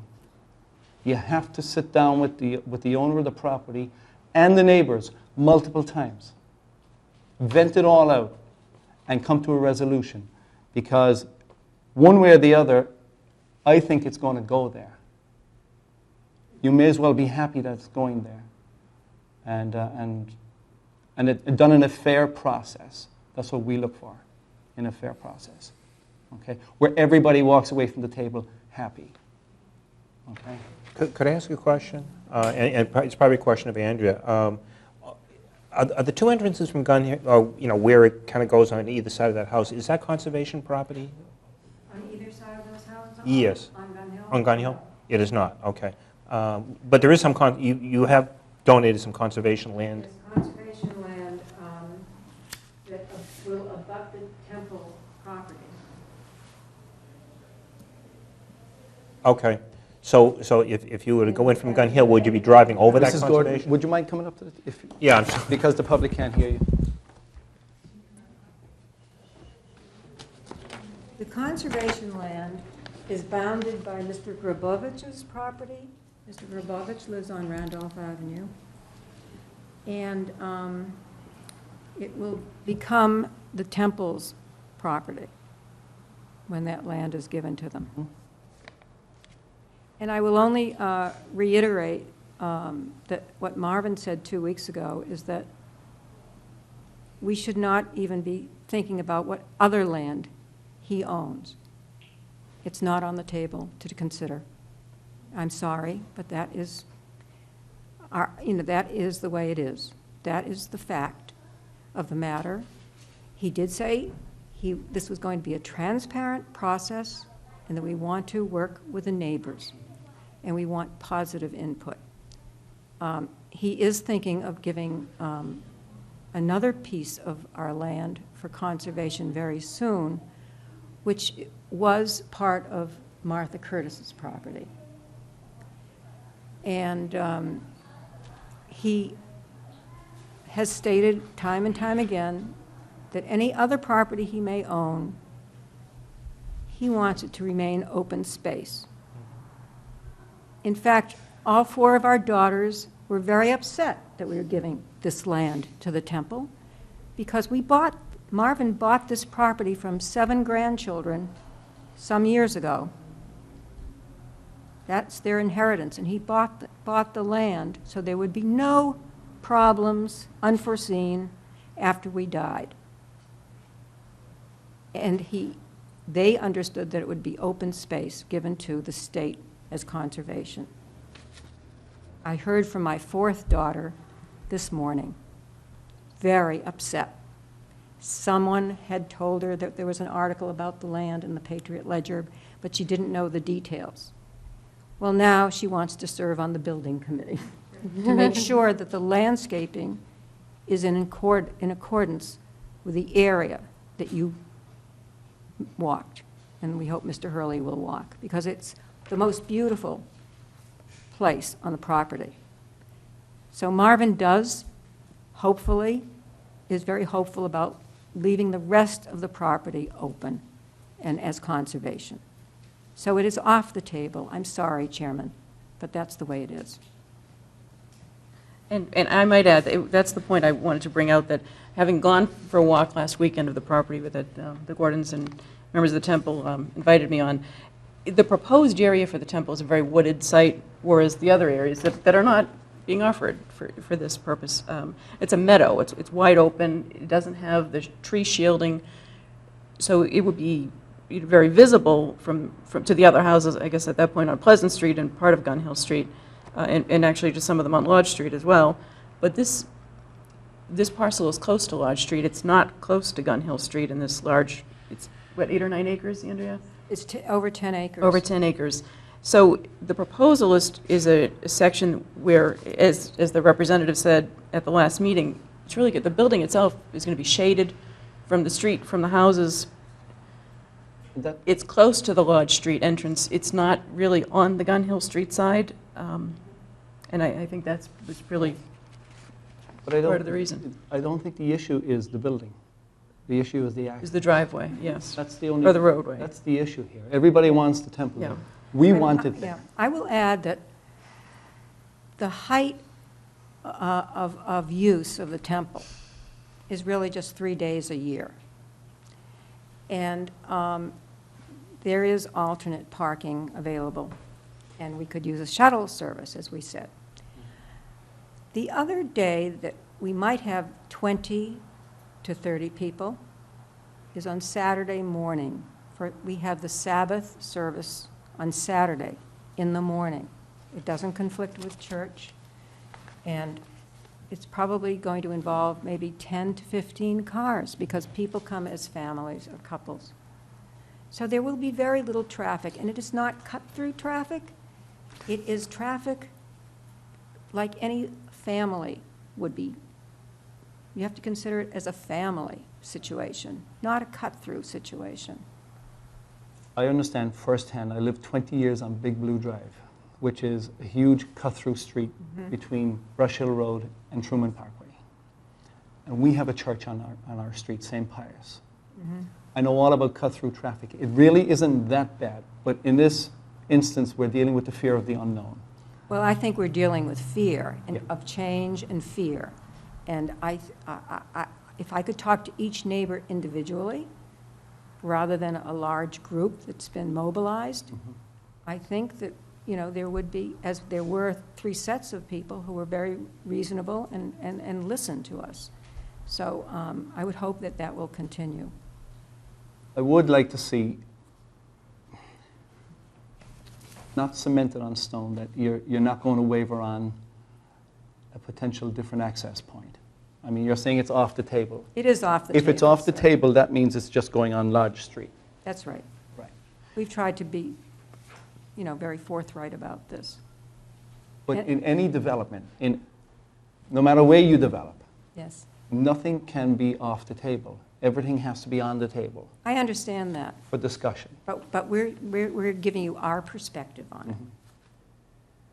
I would say, in the and our interest hope. of, and again, I can't stress enough how generous you and your husband are for donating this land. This is Thank you. unbelievable. And we do feel, we have many churches, we want a temple here, but just because we're going to put a temple in a particular neighborhood, by changing the access point, you're going to keep everybody happy. By not changing it, people are going to become disgruntled, I think. I You think know? they have to live with change.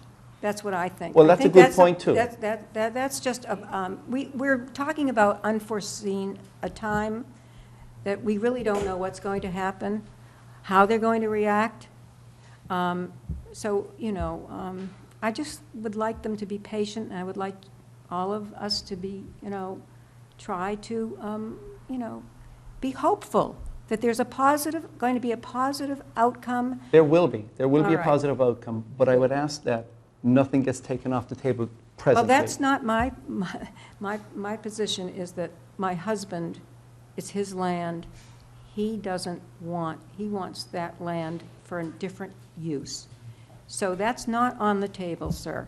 That's pretty good. If I said to my wife, it's my house, she'd say, no, it's my house too. He owns the land, I don't. Yeah. I own the land my house is on with him. Right, it's his land. So I'm just giving here tonight, he couldn't be here, he has a conflict, and I'm just saying what he said before. You know, there's no other land he's giving away or selling. He could very easily have a subdivision of 8 houses on that property. He could very easily have a road from Lodge Street to Gun Hill Street, and there would be more traffic. You know, 8 houses, you know, that's 16 cars or more. Right. So that's traffic too.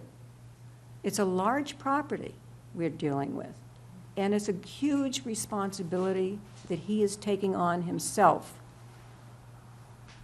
And he believes for a good cause. And he hopes that the neighbors will be patient and trust him. He's been part of building many places in Milton for seniors, and I've had the experience of helping to build a new library. We just ask them to trust us, and we ask you to trust us, that we know what we're doing. He knows what he's doing. So thank you very much for your attention. Thank you, Andrew. Yeah, I think we can't lose sight of the fact that under the Dover Amendment, we don't have a role in really No, we clearly don't. requiring anything or making specific requests. We just hope that And you're right. I think it's our role to try and keep peace as best we yes, can. and to try to facilitate discussions, I think, and try to get people talking. And I know that we said at our last meeting that, you know, it's a very generous offer from the Gordons, not only to the temple but also to the town indirectly, because religious diversity is an important thing. Having a temple in the town, having been searching for a new home is important not only to the community but also to the broader community, the town. Sure. The other thing I wanted to just mention is I would just ask the neighbors to keep in mind that most of our religious institutions in town are in residential neighborhoods. I attend St. Mary of the Hills Church. That's in a residential neighborhood. You know, I know that whenever I park there on St. Mary's Road or Darby or Crane, it's a busy area. You know, it's been there for a long time, and the houses were built, I think, around the same time that the church was. But as Tom said, there's limited areas to build in Milton, other than the large estates and some parcels of town land and very few lots that are available.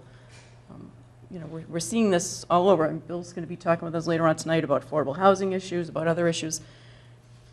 There's limited places really for anyone to build, whether it's a religious institution or housing or any other matter. So it's a generous offer, and hopefully we can bring the sides together. I think there's goodwill on both sides, the neighbors, the Gordons, members of Temple Beth Shalom. So hopefully we can get, hopefully we as a board, even though we don't have an official approval or a vote on this, planning board will look at the subdivision issues. I think we can try to encourage everyone just to continue the dialogue and to try to continue working together to make this work for everybody. I think that's the key point there. Just keep the dialogue going. That's, again, as a guy who's in the business, that is the difference between getting a project approved and everybody happy and not getting it approved and nobody happy, is dialogue. So I would implore the developers, the owners of the land, and the neighborhood, keep meeting. You have to meet once a week over the next number of months, whatever it takes. And the one thing we can do as a board is trying our best to mitigate the traffic issues on Lodge Street. We do have at least some control over where one-ways go. You're right. Yeah. Where no parking signs go and things like that, that hopefully will help that cut-through, to stop some of that cut-through traffic. Yeah, the cut-through traffic seems to be what the real issue here is. From what we've been told, based on the size of the congregation, the amount of uses that the new building would get, the impact on Lodge Street is going to be much less than the cut-through traffic would be. Probably a lot less than what the traffic on Crane and St. Mary's and Darby Road is on a Saturday afternoon or a Sunday morning. So I think hopefully the neighbors will talk with the temple, understand the size of the congregation, understand the issues in the temple. We'll continue to have meetings with the neighbors, and as we go forward, everyone will continue talking. Okay. Anything else to add, Bill? No. No, okay. We'll leave it at that. Thank you. Thank you. Okay. Next on the agenda is number 9, the approval of capital project certificates.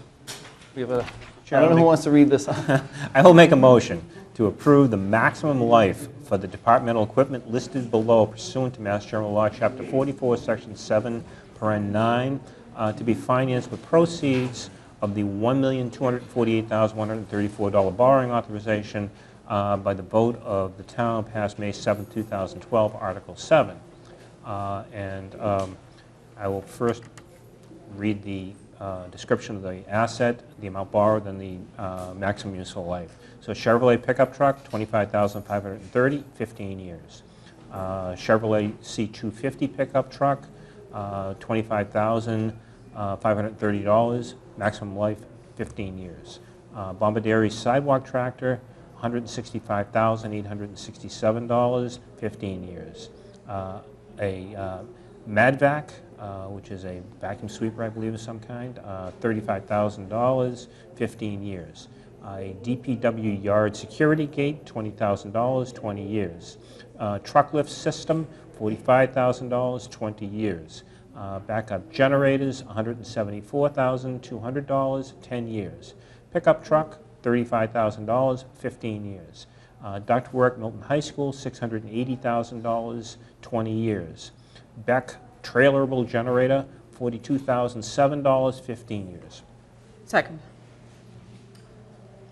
Motion's made and second. Any comment? I just have one question, Tom. Can you explain the useful life? You had an issue with the useful life last meeting. Basically, the useful life is used for two purposes. All capital equipment or fixed assets or whatever you want to call it, things that tangible property that is expected to last for more than 3 years, is typically put on the town's books as an asset, and then under generally accepted accounting principles, it is depreciated or added to expense over the useful life of that asset. In the case of a truck, 15 years. It's also the bonding life, and that's primarily what we're voting tonight, is how many years are we going to bond this asset for? So when we say a Chevrolet pickup truck, $25,000, 15 years, there will be it will be lumped in with other 15-year bonds, but it will be a 15-year bond. So that's all we're really voting tonight. It doesn't mean we're keeping the truck for 15 years. We probably are keeping the truck for 15 years. That's what we tend to do. Talked to Joe Lynch. He said the useful life of the truck's probably somewhere between 10 and 12 years. But again, like I said the last time, with spit and bubble gum, it sticks around for 15 to 17 years. And that's been the history, so that's why we feel somewhat comfortable going out to the 15-year life on it. Okay. That and the fact that we have a low interest rate environment right now, so it really doesn't cost you all that much to bond it a few extra years. Any further discussion? All in favor? Aye. It's unanimous. Want me to read the next one? If you'd like to. I'll move that we approve the maximum life of the departmental equipment listed below pursuant to Mass General Law, Chapter 44, Section 7, Subsection 9, to be financed with the proceeds of the $381,700 borrowing authorized by the vote of the town meeting passed May 6, 2013 under Article 8. F-250 truck, borrowing amount $30,000, maximum useful life 15 years. A second F-250 truck, a borrowing amount of $30,000 for 15 years. And a third F-250 truck for $41,000, again for a maximum useful life of 15 years. Replace flatbed dump truck for $186,700, 15 years maximum useful life. Case 680L backhoe loader for a borrowing amount of $69,000 and a maximum useful life of 15 years. And to replace 100 voting booths for a borrowing amount of $25,000 for a maximum useful life of 10 years. Second the motion. Motion made and seconded. All in favor? Aye. It's unanimous. Okay, number 10, discussion on the municipal elections to the Boston Regional Municipal Planning Organization. Mr. Chair, I will authorize Chairman Cohen to cast a vote for each of the following nominees who are running for a vacant Metropolitan Planning Organization seats. Dennis Giambetti for Metro West Regional Collaborative, and Joseph A. Curtatone for Inner Core Committee. Second. Motion made and seconded. All in favor? Aye. Aye. It's unanimous. Number 11, the approval of a one-day liquor license for the Fruit Center Marketplace. I'll move that we approve the issuance of a one-day liquor license to Michael Dwyer of the Fruit Center Marketplace for a beer sampling event that will take place on November 1st, 2013 at the Marketplace Cafe. Second. Motion made and seconded. Any further comment? All in favor? Aye. It's unanimous. And number 12 is a discussion on the Department of Revenue report. And I would ask you, Tom, to give us an overview of what to expect on October the 23rd. Okay, well, as everybody knows, we did have, at the behest of the Government Study Committee, they suggested that we contact the Department of Revenue, and they have a division of local services, which will come in and do financial management reviews of any city or town free of charge. So we thought that was a good idea. Both the school committee and the Board of Selectmen bought into the idea and endorsed it. The Division of Local Services came in and with a team, and I don't know exactly how long they were here, but they conducted several interviews with several department heads, looked at our practices and got to understand how we operate as a town, and came back with several suggestions for improvements. The kind of overall gist of it, without getting into specifically what those suggestions were, because we'll do a lot of that, I think, on the 23rd, is that the trend in this day and age is to use more of a corporate model approach to municipalities within the Commonwealth.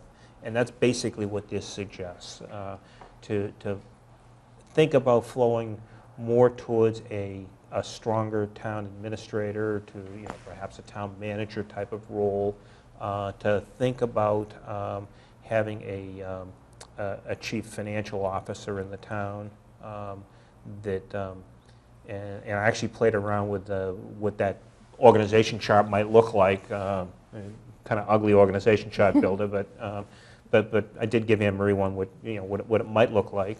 But it's more that what you think of typically that corporate model should be, that you'd have a board of directors being the selectmen, more in a policy and organizational setting role, and not the makers of the day-to-day decisions, not deciding who can have a sign and where they can have it, or who can open a street and not open a street.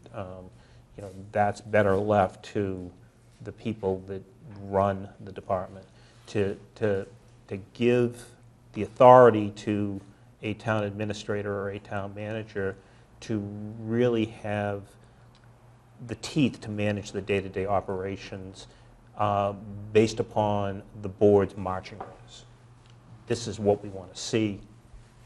Go do it. Right. And I think that's the gist of what this report, I think, says. Yeah. I think that's a good summary of it.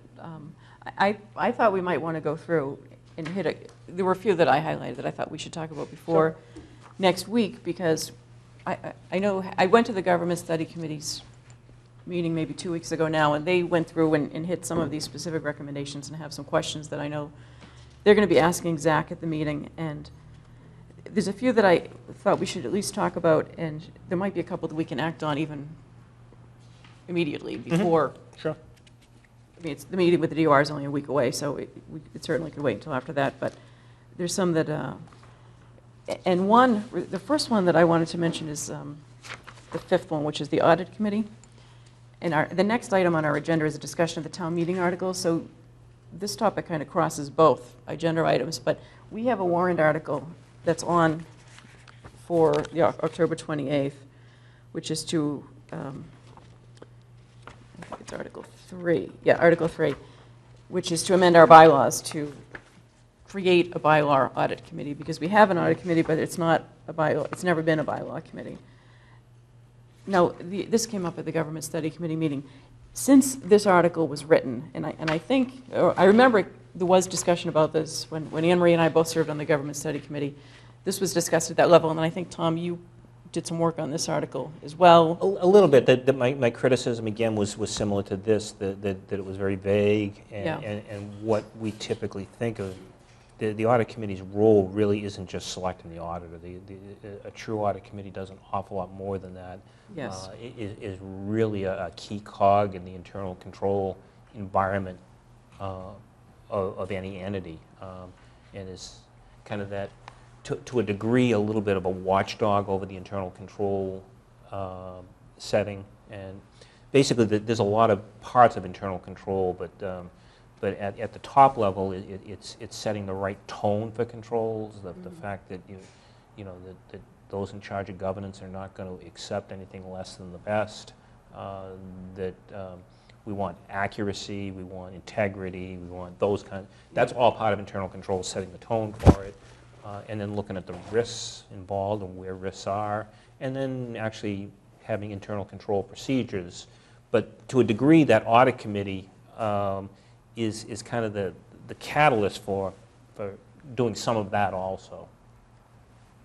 Yes, and now the issue here, I think, is that this article was put together before the DOR report came out, and the DOR report has some differences in it.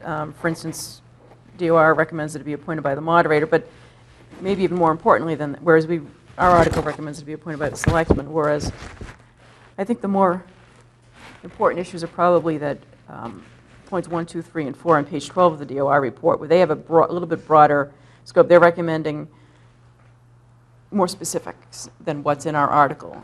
And the discussion that was had at the Government Study Committee was, well, should we go forward with this article at this time, or should we, and maybe amend it later on, which would mean a second town meeting article later at a different town meeting, obviously. Or should we ask that Article 3 be returned to us for further study? And maybe we go forward with it at the May town meeting and revisit the topic after looking at what's in the DOR report.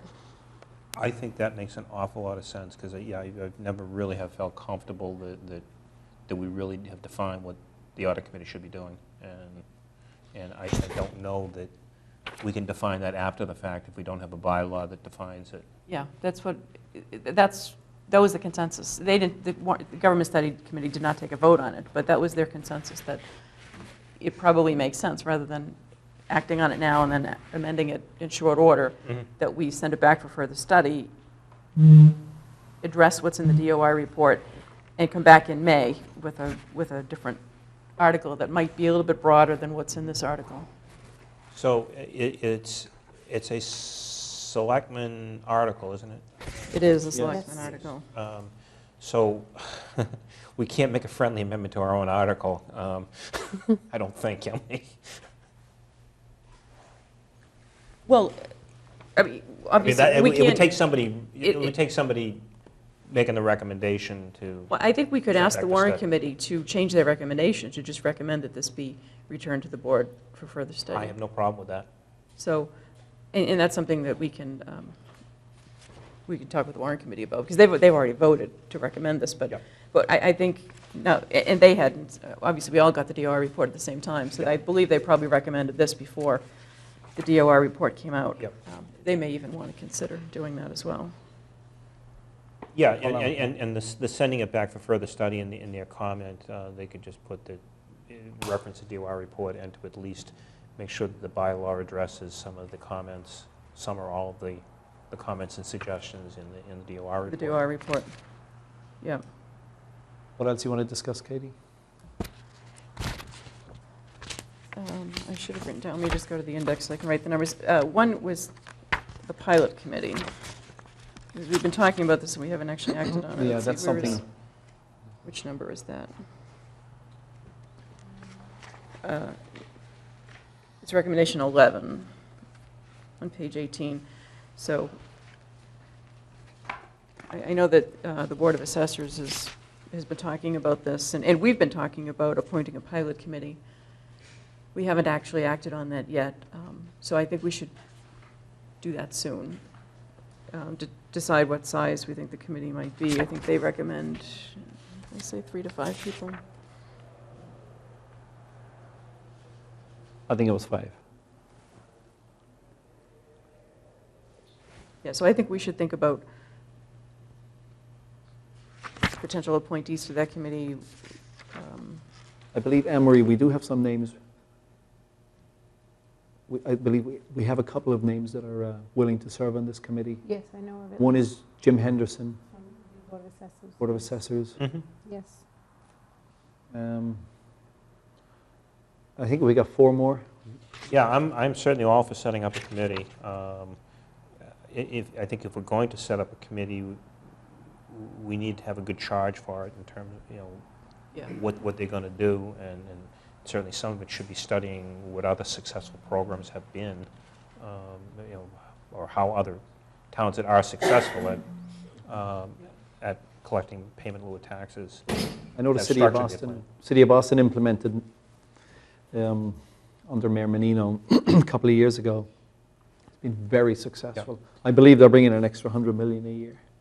And come back with recommendations to try and, again, it's a voluntary, payment in lieu of taxes Yes. is a voluntary thing, so it's not the easiest thing in the world to go out and, No. you to a degree are going out with hat in hand, and, but,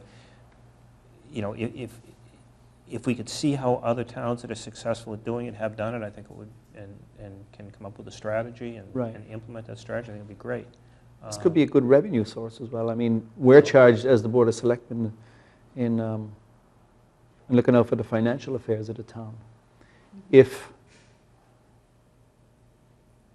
I think one of the charges for this committee that we should set up is to identify every single nonprofit in town that's not paying under the Dover Amendment, and that's correct. And then identify if they have built on their properties, such as Curry College.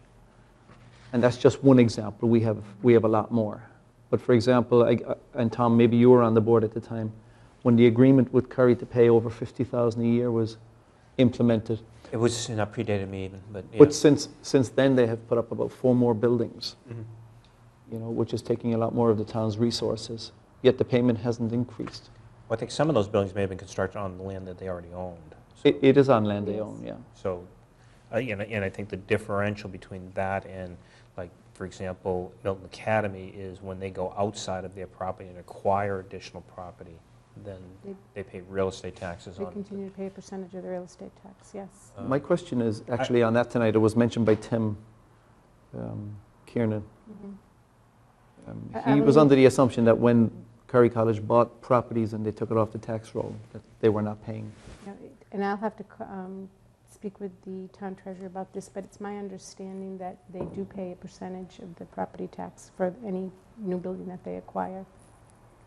So I know Mr. Cannon got his information from the town treasurer, so I will make a point tomorrow to speak with him about it, because it is my understanding that they do continue to pay a percentage of the taxes for that property that they acquire. Mhm. Because then somebody was telling me last night at this meeting that they actually pay the full amount of any property they take off the tax roll. Right, so I have to speak with the town treasurer about that So tomorrow. that's important Yes. to verify that. Yes. And I guess the rest of it is getting some understanding of the law in terms of, you know, what, because not all property owned by nonprofits is necessarily exempt, and you know, where are the properties that are in question? Exactly, and yeah. that kind of thing. So maybe we can And set that up. two for- members of the government study committee, did a lot of research on pilot over a year ago, and it put together some reports and some information, so I think that could even be a good background information for this committee. But it sounds like putting a charge together is probably the next step in I thinking believe about so. appointees. Okay, so we Do we should, know those 2 members, Katie? Maybe they'd be Uh, interested in going on this yeah. committee.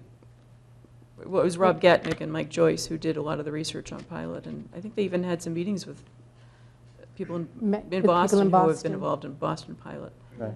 So, And if in the meantime, Anne Marie, if you could just start searching for people that have some interest in being on the committee. Yes. Right. You know, I think Jim would be a good candidate, Yes. certainly. But And anybody in the listening audience that is interested in serving on the committee, just contact the Selectman's office. Yep. And we'll get them on the list as well. And this is a committee, as Katie said, that we should implement immediately, I think. yeah, we don't need town meeting approval or anything to do that, so we may as well just no, and act on it. we probably don't even need to have a lengthy discussion with Zach about it don't next think week. so, It's no. really, it's something that we've all kind of agreed we want to Yep. get started. Mhm. The only other items that I was going to mention, number 12, this is an efforts to build reserves. This is on page 19. Now, the DOR talks about town policy with the amounts that we appropriate every year to the stabilization fund. That's really a warrant committee policy rather than an official town policy. It is, we've talked about that before. That should be a selectman's policy, not It a... should, and it reminded me to ask for, and I think, Anne Marie, I think you've already sent these around, but if you could circulate them again, the financial policies. just Absolutely. So we have them, because we should probably revisit those and look at, they were adopted several years ago Right. by, by a board that, several predecessors to this board, so I think we should update them. Mhm. Okay. 16. 16. And while we're on building reserves and policies, because I don't think we do at this point, we don't really have a free cash policy. And, I mean, I Right. think we're all in the same wavelength. The free cash is more akin to one-time money than recurring revenue. And That might be in the existing financial policies I from don't a know few if years ago. I think it talks about one-time money. It might not specify Yeah. free cash, but I think it does talk about one-time money. Right. But we might want to come out with specifically talking about free cash and how the selectmen believe that it should be spent, that maybe a portion of it can be funneled to, general government budgets, but that, a chunk of it should be considered one-time money. Yes. Spent in accordance with, or saved in accordance with our plan Yes. for one-time money. What are the regulations and rules with free There are no, cash? there are no rules. I mean, it's available funds. You can take the whole thing and you can pay salaries with it, but God forbid if you don't have it next year, I don't know what you do. Or you can save the whole thing. Right. Yeah, Yeah. okay. Right, this, number 16 was an interesting one. This is about setting up a reserve, and it says we need a majority vote of town meeting to do this. It would be similar to a stabilization fund, but it would be for compensated absence. So someone who's retiring, who has money that would be paid to them upon retirement because of unpaid leave, essentially, that can be a budget busting item in a given year. Right. And trying to fund some kind of reserve for this that could carry over year to year. I thought that's something that we might want to consider having more discussion on, or even putting forward an article in May, at the May town meeting, if we think that's worth doing. Yeah, I think that does make sense. You can set up all kinds of special reserves. You can also set one up for unemployment, which some towns do, which I think probably does make some sense. That, you know, we have lean years for unemployment. Yeah. We have other years that it busts the reserve fund. Yeah. So Yeah, and they don't mention that, but that's worth looking at unemployment too. yeah, you know, if you don't spend the $100,000 that you appropriate, then So, it so I goes- understand this, it Tom funds a and reserve. Katie, if somebody is terminated or they leave and they have many, many years of vacation time or sick time accrued. Vacation time Is gets this paid what- out. Sick time only, and it depends on the collective bargaining agreement, and Is this what this account would be for, to pay that? that's what this one is talking about, yes. Right, okay. Yeah, compensated absences are, Sick leave buyback program. All right, two others. Number 17 talks about the fact that in our audit management letter from FY12, they identified 17 weaknesses, Mhm. most of which were resolved, but there were a few that weren't, so Most of which were unresolved. unresolved. I'm sorry, you're right, from prior years. which one are there now? So the 17? 17 on page 24. So I think we should, I wasn't on the board at the time, so I don't have a copy of the report, so we should, I don't know if everyone does have a copy, but maybe we could just circulate the audit report for FY12 and take that up at a future meeting. Some of these, Yeah, at in this short stage order, we're going to be getting the FY13. I know, So we may as well pretty just soon. wait for the FY13 and see what pops out of that, I think. And some of those things, some of them will probably just reappear. some will repair, the others have been, I'm sure, resolved. It is readily available in the other room, so if you would like, I can send you a copy of Okay. fiscal 12. I can pull it out for you. Yeah, that'd be great. Okay, and then the very last one, number 32, this is talking about changing the day of our meetings from Thursday to Tuesday to facilitate the warrant signing process. Mhm. And we've probably all had conversations with the town administrator about the fact that this would mean we'd get the meeting materials on a Friday, we'd have the weekend to review them, which DOR points out as well, so it gives us a little more time, but mainly it makes sure that we're complying with getting these warrants signed on time. Yep. I think that's something we could implement either for November. I have no problem. Anne Marie did mention we have already a Thursday public hearing scheduled for November, so maybe in later November. We have a public hearing scheduled for November 7th. We can so change that, right? Well, it's already gone out. It's a public hearing, so it has to be Oh, it's a published. public hearing, yeah. Yeah. Okay. But, And I yeah, thought that after maybe if that- we kept the November meetings on Thursday evening, it would give Paula, Rizzi, and I enough time to kind of revamp our policy and procedures for departments submitting agenda items Mhm. and give it to them well in advance so that they know in December we're going to be switching dates of the Board of Selectmen meetings. So you're suggesting leave it at Thursday? I'm suggesting that you leave it for November, Thursday evening And start meetings, and then in December. December, you start your Tuesday evening meetings. That way, we just give a little bit of lead time to the department heads, Yep, and okay. it gives Paula, Rizzi, and I enough time to put together a policy, so. All right. My wife would be happy to get date night back. Some of these other recommendations are bigger recommendations, role of the warrant committee, expanding the size of the Board of Selectmen, and I think we talked when Rick Neely and members of the Government Study Committee were here in the summer, we talked about having that committee take the DOR report, look at it, just as we're doing, and come back to us on some of these recommendations. I know that they're looking at that issue of the size of this board. Yep. and doing research on it. So some of these others, I think we should probably keep a discussion of the DOR report as an ongoing agenda item, at least for the next I agree. couple of meetings, so that we can get to some of these others in more detail. But we might want to talk with Zach about them next week first. I think the one thing they did, and and I did mention it to the warrant committee the last time I was in there, is the role of management and the role of the selectmen in terms of the budget should revert back to the way it had been before. I guess it was really started kind of under Glenn, I think, that there was, we were without a town accountant for a period of time, and that's kind of how the budget preparation, if you will, wound up as a warrant committee function. And clearly the warrant committee is the watchdog for town meeting in the town to make sure that dollars are spent wisely, and that should be their role. But presenting a balanced budget should be the role of management, not of the warrant committee. And we would present a balanced budget to the warrant committee, and they would review our spending plan, and they shouldn't be creating the spending plan. They should be reviewing the spending plan and making sure that, and making their recommendation to town meeting that they believe that the spending plan is wise or it's not.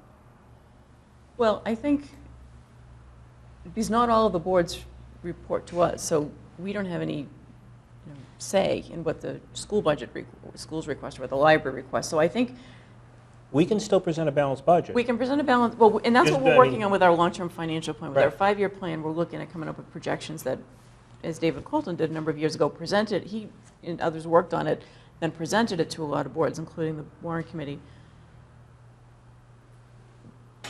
We want to have the warrant committee and the town accountant and everyone working together, but I think at the end of the day, it's the warrant committee's job to recommend a balanced budget for that year, but hopefully it's going to be informed by and based on what the projections are, with a lot of input from the selectmen, from the town accountant. That's what happens, is it doesn't. You wind up with 2 different budgets, and it's chaos. It's absolute chaos.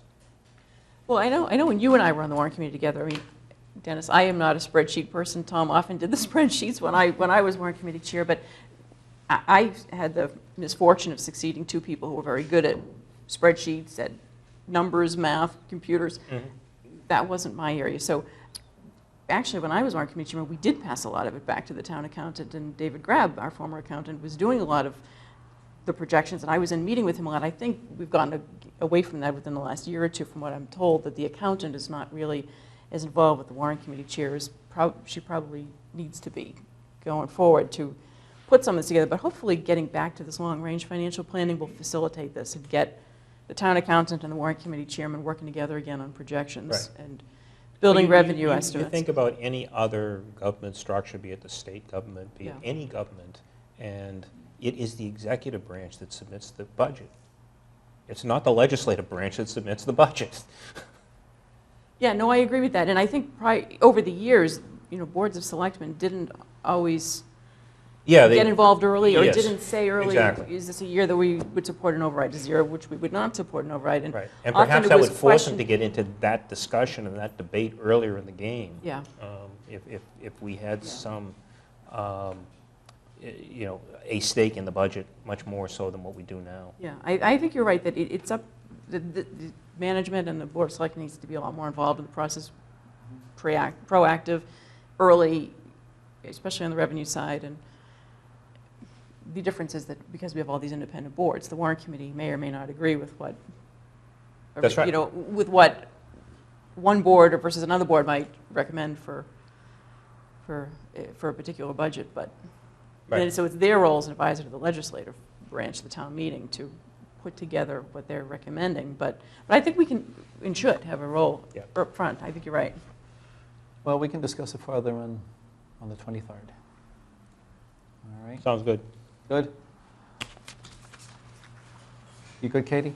I'm good. Now we're on to the town meeting, right? We have a little overlap. Should we vote on whether we want to deal with that audit committee article by asking the warrant committee that be set back for further study? Well, why don't we? You want to propose the motion? I'll second it. All right, I'll move that we, I'll move that we ask the warrant committee to recommend that this be returned to the Board of Selectmen for further study. To revise its recommendation. Yes, to revise its recommendation and to recommend that Article 3 be returned to the Board of Selectmen for further study. I'll second the motion. Motion made and seconded. Any further comment? All in favor? Aye. Unanimous. All right, number 13, discussion on the October 28th town meeting articles. We have, well, some are going to be recommended to go back to the Board of Selectmen, obviously, but we have 15 articles. Do we want to go through them all now, or do we just want to, you want to discuss them very quickly? I guess we can discuss them quickly. We've got the citizen petition on basically a second town government study committee. Right. Which would just be a moderator-appointed committee as opposed to the committee that we currently have, which is a joint selectman and moderator-appointed committee. And Tom, you've offered the citizens group an opportunity to see if any of their members would like to fill some vacancies. Yes, obviously trying to sidestep the issue of having two committees set up studying the same thing. The same things. And also trying to avoid disbanding a committee that spent countless hours already studying the issue. So to see if we can come to a happy compromise. Okay, Article 2 is just amending some bylaws. Yeah, this is one of the government study Study, recommendations about asking the town clerk to, or I guess formalizing the town clerk's role in soliciting Basically trying to get more town meeting members members. to show up. Right. Number 3, we discussed the audit committee. What is the board's practice been the last couple of years? To vote a position on each of these before town meeting? We or have what? not, no. No. No, I mean, we usually discuss it and come to some kind of a consensus that typically we have that meeting before town meeting and we kind of go through it and just casually talk about the articles, but I don't think we really come to a... Well, the pre-town meeting is usually just with the chair of That's right. board. And then just before town meeting, that meeting... That meeting before town meeting, you usually If talk one as of a us are going to board. get up and speak to it, we kind of decide who's going to speak to an article if we're going to speak to it. The only other opportunity to do that if we don't do it tonight is to do it on the 23rd. Right. That's typically when it does happen, but there's no reason we couldn't do that tonight also. Well, for instance, Article 4, this is the Traffic Commission revolving fund. The warrant committee has recommended a no vote. Right. The question is, I do we want to disagree with the oppose warrant that? committee. I personally disagree because, Yeah. I mean, we commonly have we have several revolving funds throughout this 9, I town. believe. And this one kind of seems to make sense. There is a cost to when the Traffic Commission makes a decision to put a one-way sign up or to put, caution signs up or whatever they decide. And there is a relationship between the revenue being generated and this. So it does certainly seem to fit the, the purpose of a revolving fund. But the question is, Tom, from what I'm hearing is it worth setting up a new revolving fund for $5,000? That's going to be the maximum contribution. Well, it'll be all the revenue flowing in. The expenditure per year out is 5. Yeah, and roughly 7,500 is the amount of fees that have typically been generated. So all the But it's revenue recommended that would- only 5,000 is going into this. No, all the revenue would go in. But 5,000 will be spent. 5,000 is the maximum spending limit in a year. And it can increase if we don't spend it all. It can only increase with a vote, New article. with a new article. Every year, you have to pass an article to reestablish the revolving fund. Presently, in the DPW budget, is this money not accounted for in their budget and in line item somewhere? Not per se, no. I mean, the DPW is a fairly good-sized budget, so it, much like the school budget, it gets absorbed someplace, but it's not. You know, it would also probably be a legitimate, if you wanted to reserve fund transfer, that we don't know in any given year. We can throw a number in, I guess, in the DPW budget for signs. If you exceed it, then you should come to the warrant committee and ask for reserve fund transfer. This would avoid that.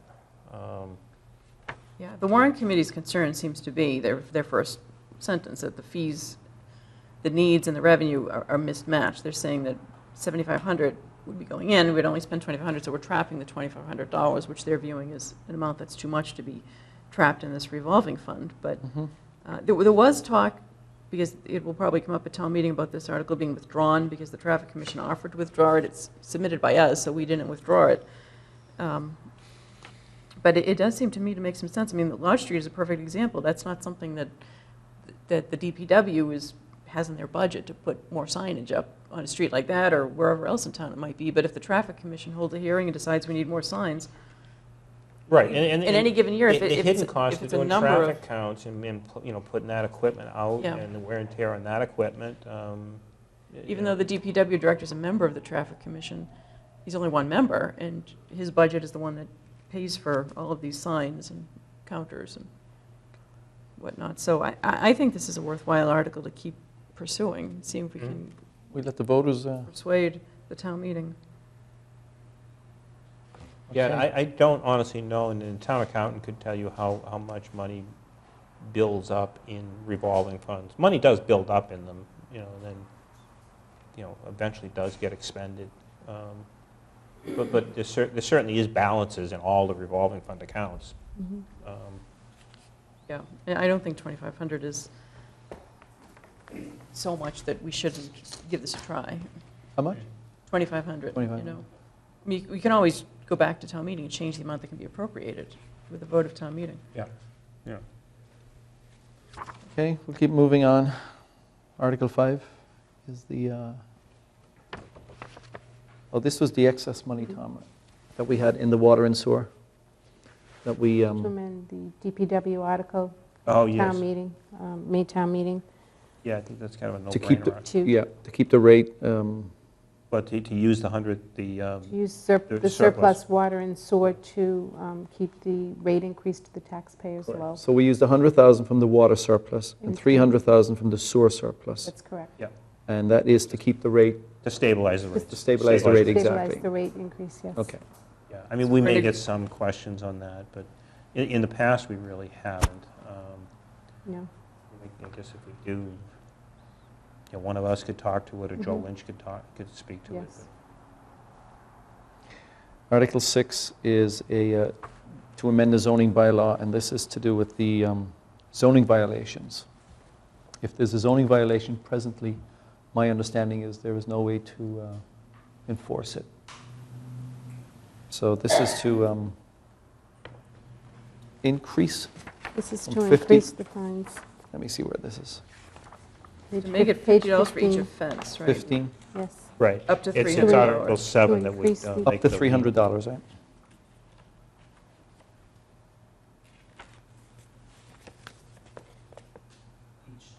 Each, $50 each day.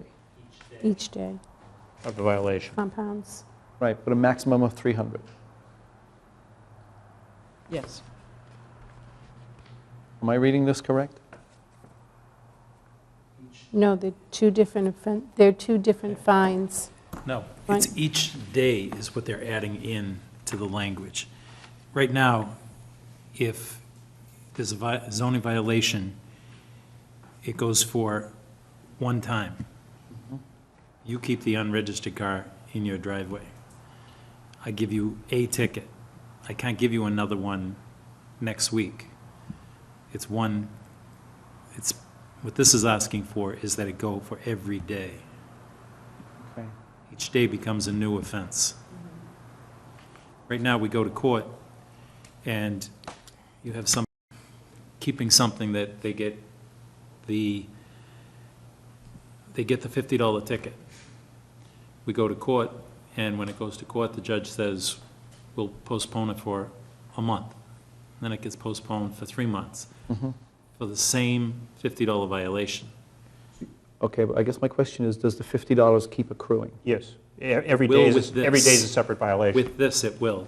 Now it does not. As long as it's not paid, it's a new violation. Every day it's a new violation. With this. And the other one is $300 every day is a new violation. Up to $300. Up to 300. Yeah.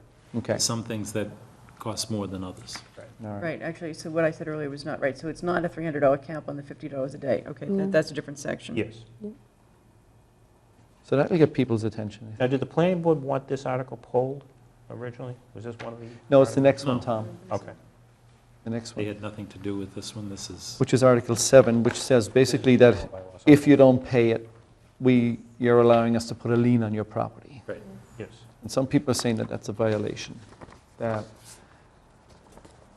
it's taking away, and Katie, you can speak to this probably, the right to go to court and appeal it and The due process. the due process. Like, if you don't pay your water bill right now, we can put a No, lien. there's still due process. You can still go to court over it. It's just that if we win, We or if you have- don't go to no, court, we don't can have lien a the way. property. We don't have a way to be able to collect it always. I mean, we may fine you and you move. If it's not lienable, I don't have a way to reach back and give you back that fine. it's just a general obligation debt. Right. I understand it, but if you don't pay your water, there's a lien. You can't appeal that, That goes to the property. because I understand that, but isn't this going to the property as well? This goes to a person. Yeah, they seem to be saying that they think Article 6 No, it says, is sufficient and that this Article 7 is Yeah, not it's needed. not. The problem is the courts right now, especially on these zoning violations, are so backed up. Backlog. It takes months. And then, and the thing just gets continued and continued. It's costing Joe Prondak hours and But just- hours of his time. just on a point of clarity here, if you read the third sentence, it authorizes the town to impose a municipal charge lien upon real property. Yes, So it's not but it's for a, not a, you're putting a lien on the property, you're not for putting a a lien on the violation that's a personal violation. You're But putting- again, you still have the same due process, I believe. You can still go and fight the fine, and if you win, the fine is removed, and so is the lien. So I don't see where there's lack of due process. Bill, were you at the warrant committee when they voted this article? Fortunately, I was. You were. Do you know where this reasoning came from? Did they talk with town council about this? I don't think they did talk to town council about it. I know that they went to the tax collector. I know that Mr. Sorgi had a lot of input to it. And it was one that they just didn't feel that you could get it cleared from an individual, that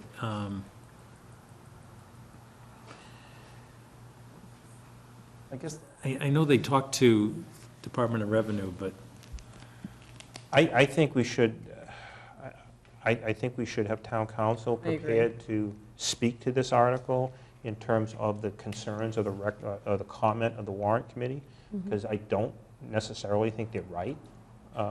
I think there is every chance for due process. I don't see where it is though, Tom, Because if somebody gives you a fine, you still have every right to go to court and appeal a fine. You have all, and the same rights you all have under any fine to appeal it. If you win, the fine goes away and so does the lien. But I understand, but if you have a $50 fine, Yep. that could turn into $800 by the time you get to court. By Well, appealing it. They're citing Right, Mass. as opposed to just ignoring it? I'm all for this article, by the way, of putting a lien on a property to collect a debt. I really am. If you use water and you don't pay and it's recorded, we can put a lien on your property. Right, When you go to sell it, we'll get the money. right. But if you have an unregistered car in your driveway, and we impose a $50 fine, and it accrues up to $500, and you move, and you put a lien on the, where is the due process? Where can you appeal this? There's nothing written down here where you can appeal it. Well, you either did violate the zoning bylaw or you didn't. that you can fight if you want to fight it. If you don't want to fight it, then you owe the money. So why shouldn't it be a lien? Well, I think we need to look at this statute. I agree with Tom. We should send this to town council, have them take a look at it. The warrant committee is citing, it says the Mass Department of Revenue is of the opinion that this law was to facilitate the collection of an unpaid charge, such as water or sewer. It was not meant for use as a collection for unpaid fines or penalties. I don't know if that's true or not. I'm not sure Yeah. where this came from. We should probably find out what this, According to who Joe the warrant committee Prondak, talked to. when I talked to Joe, and again, Joe's not a legal expert, he was under the impression that the law was changed or amended recently okay, so we should look into that. Yes. But again, to allow for this type of lien.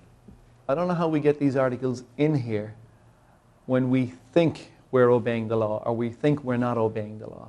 Before they're put in, we should know what the law is.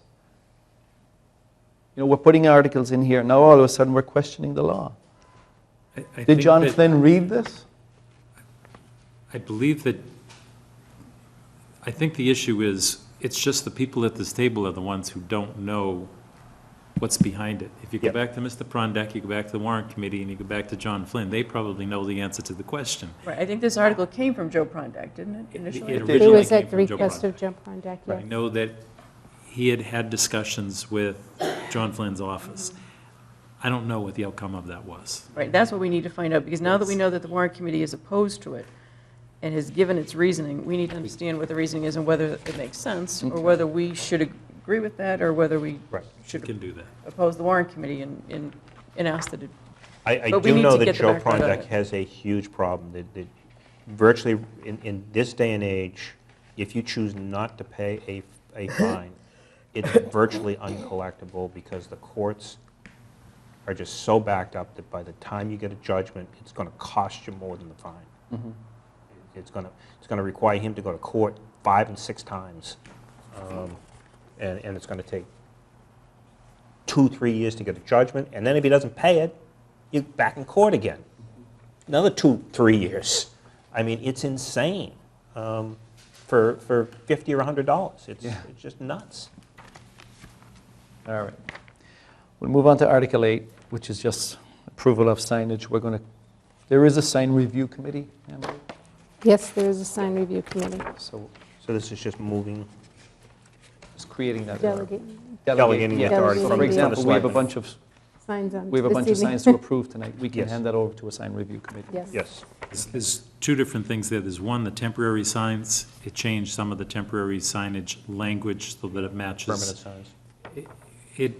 It takes those temporary signs and does things like, it puts it in there, signs expressing political, religious, and personal and non-commercial messages shall be not limited in size or number.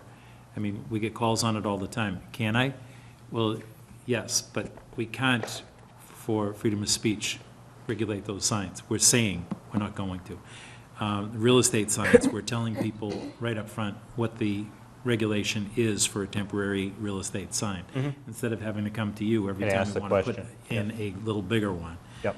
And then the contractor signs, it takes and limits the size of them, and it's bringing a lot of those temporary signs away from having to run to you every time somebody comes in with something that's different than the little small sign.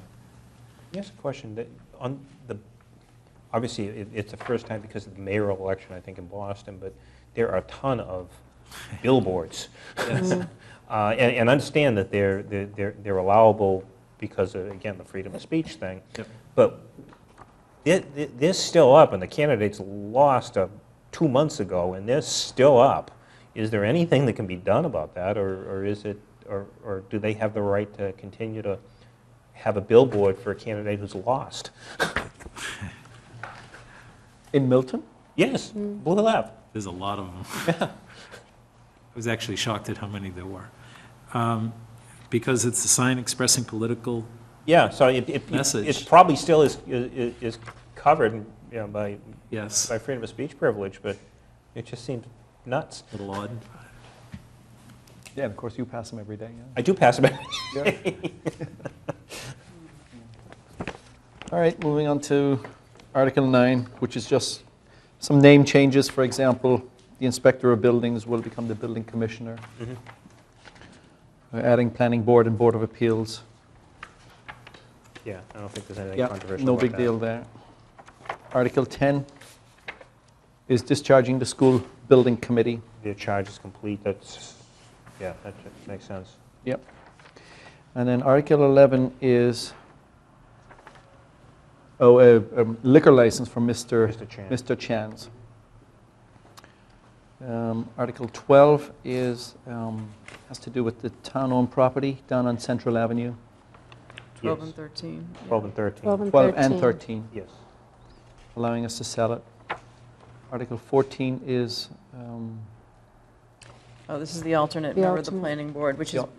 recommendations to refer this back for further study. Now, we submitted this article at the request of the government study Study committee, committee. yes. okay. I don't really have a problem with sending it back for further study. Yeah. don't- I mean, the real issue is, it seems to me that the issue is, should it be an appointed or Or an elected? yes. And then Article 15 is just a stipend for the town Town treasurer, treasurer. Which he has earned, yes. which he has earned for doing some courses with relation to his job. Mhm. And that's it. That's it. Okay, let's move on to agenda item number 14, which is something we hope to get rid of soon. And this is the approval of some signage. Okay, move to approve a request for a permanent sign as submitted by the Friends of Crane Field and approved by the Sign Review Committee. Second. Motion made and seconded. Any further comment? That's a very nice sign. It is a I beautiful went to, sign. I went to that event that they had. Yeah, unfortunately, Yeah. I was out of We town, ha- couldn't make it. Are you from the Crane? Come on up. I wish I could have made, I was out of town that particular day, could not make it because I really wanted to make My it. name is Ken Lewandowski. I live at 24 Granite Place, right at the corner of Granite Place and Belcher Circle, which is where the park is. This is the sign, which you saw. Yeah. And thank you very much for coming to the event. It was wonderful. Thank you for staying here this late. It's 9:30 and you've been Yeah, here we all wish you night, knew so you I were didn't here. know you We were moved you up here. in I didn't know if I needed to be here. If you can just hold that up for a second, Yes. just right there, Did you know he and was Mike coming? will get it. He'll get So it. bad. And It was very nice. Beautiful. it is a sign. beautiful. Who designed that sign? This was designed by Scott Love of Scott Love Design. He was one of the neighbors on the park. Very attractive. Thank you.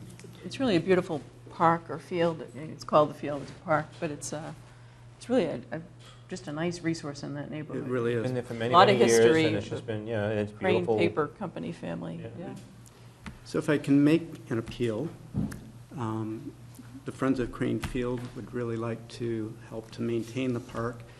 We noticed that many of the trees that have been there for 100 years, we celebrated the centennial, so those trees have been there for 100 years. Many of them are diseased, need to come down. We took a number of them down thanks to DPW Mhm.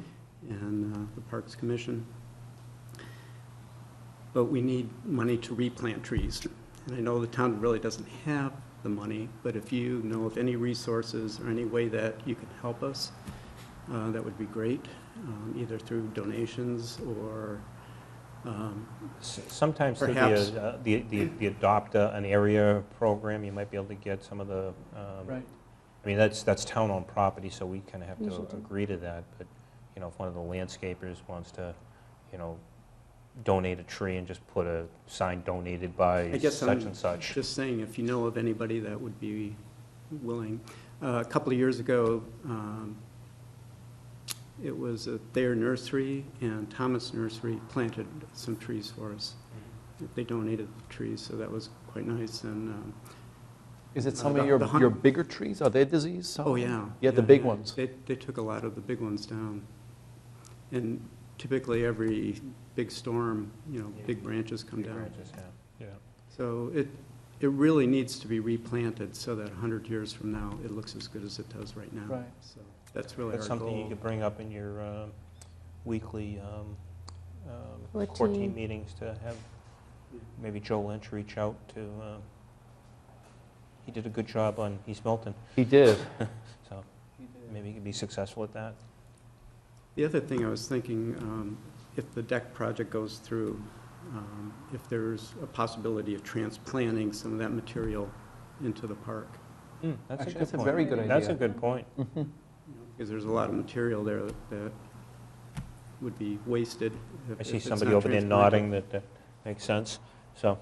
So, I actually know that the Conservation Commission every once in a while has to plant trees in different places. They'll get fine money that they can take and plant trees. So sometimes you just can't plant more trees where the enforcement order is, and they have to keep it within the watershed, so they look for other sites. So you can give them that as a... so how can we communicate? You just did. I appreciate that very much. On the day of the centennial, I know you were having some fundraising events at the block party afterwards to raise Yes. some money. Yes. Was that for the sign or was that for the trees? Combination of both. So we did a couple of raffles, and we raised, I think, for the park, we raised about $1,000, or just over $1,000, both through the raffle and just people donated $100 here and there. And then the event was in conjunction with the East Congregational Church, and I think they raised several $100, which was then donated to the Milton Food Pantry, along with a lot of food that was donated. So, and everybody wants to do the event again next year, so hopefully this will be an ongoing endeavor. If anyone watching this wants to donate to a fund to help with plantings, or there was even talk of a walkway being put in there at some point Yeah, in the the field, walkway needs... which would need Right, they really wrote good the amount of walkway money. kind of right through the middle of the park. Yeah, but it's in really Tough shape. poor repair. Yeah. Yeah. So if someone watching this wanted to donate, who should they contact, or where should they send a check to? Actually, the Milton Rotary, I don't know if it's a Milton Rotary Foundation or Mike Mahalchik is on the Rotary, and he's been sort of dealing with the money since they are a nonprofit. They have stepped up and are willing to sort of be our bank and hold the money for And I us. believe Mike Lynch is actually the president of the Rotary this year. Oh, is he? Yeah, I don't know. Yeah, so Mike. talk to Mike about it as well. But, so yeah, any donations could go to the Milton Rotary and Which is a note into explaining what a it's for. dedicated fund, yeah, for the Cranes of We get, Crane Field. once you get the specific information, maybe you can ask Mike to just kind of throw that on cable, Cable. Yes, have it roll across the screen every so often. absolute, great idea. Yeah. Yeah. Well, thank you very much for Well, your thank attention. I you. appreciate it. Good Thank luck. you. Nice evening. Great job. Thank you. We have another motion. Did we vote that one? No. I don't think we did. Oh, we were in comment, I believe. All in favor? Aye. It's unanimous. Okay. I will abstain from the next one. Yeah, so I will propose a motion to approve a request from Beth Israel Deaconess Milton Hospital to display 3 temporary double-sided A-frame signs at the following locations from October 21st through November 16th, announcing the hospital's 3rd annual holiday bazaar. Canton Avenue and Blue Hill Parkway, Reedsdale Road and Brook Road, and Adams Street and West Squantum Street. Second the motion. All in favor? Aye. It's unanimous. With one abstention. Oh, it's not unanimous, exactly. It's Paula will know. 201. I'll move that we approve a Yeah. request from the Milton Players to display 3 sandwich board signs announcing dates of their 2013-2014 schedule to be displayed a week before and removed directly after each event at the following locations: Granite Ave and Squantum Street, Reedsdale Road at Pierce School, and Blue Hill Avenue near Brook Road. Second. Motion made and second. Any further comment? Does anybody know what the play is this year? Frank, do you know what it is? It's the whole, It's what? The Diary of Anne. Diary of Anne Frank. Yes, I did see it. All in favor? Aye. Aye. It's unanimous. Yeah, I'll make a motion to approve a request from Milton Youth Lacrosse to display 3 temporary sandwich board signs announcing its fall ball program and spring registration at the following locations through November 30th: Granite Avenue at Squantum Street, Blue Hills Parkway at Brook Road, and Blue Hills Parkway at Canton Avenue. Second. Motion made and second. Any further comment? All in favor? Aye. Aye. Unanimous. I'll move that we approve a request from Kathy's Comfort Massage, a new establishment located at 11 High Street, to display a temporary sign at the corner of Elliott Street and High Street to promote her new business. Second. Motion I made. just had a question on this one, because it didn't really indicate in the backup paperwork. Some of these others mention a week before and removed directly after. Do we know how long the request is for this one? You can only have these A-frame signs up for 45 days. Okay. Okay. So the motion was made and seconded. Any further comment? We wish her luck. Anybody know Kathy? I do not. I don't. I saw the sign over the weekend, so it's Always good to have a new business in town. That's right. All in favor? Aye. Aye. It's unanimous. Number 15, boards and committees. Okay, I'll move to acknowledge and sign a letter of appreciation of Judy Kennedy for her years of service to the town as Massport liaison. Second. Motion made and seconded. I should read this, actually. This is a letter from the Board of Selectmen to Judy Kennedy, who did a wonderful service for the town in representing us at the at Massport. And this is a letter from the Board of Selectmen. It says, "Dear Judy, the Board of Selectmen wishes to thank you for your years of service to the town as the town's Massport liaison. There is a sentiment which states that volunteers do not just do the work, they make it work. This sentiment certainly applies to the important role you have played in representing our town on the Citizens Advisory Committee. We are grateful to you for the numerous hours you have dedicated to our community in this capacity. Public, spirited citizens such as you have helped make our town a great place in which to live. We wish you well and invite you to contact us if we can be of any assistance to you in the future." And it is from the 3 members of the Board of Selectmen. So congratulations to Judy. And actually, I think her daughter, Laurie, should get a shout out as well. She was a great help to her mother, Very good. Laurie Kennedy. It's nicely written and very appropriate. Yes. Okay, I will move to appoint. And did we? The motion I'm was sorry, made and yeah. seconded. Okay. Any further comment? All in favor? Aye. It's unanimous. Okay.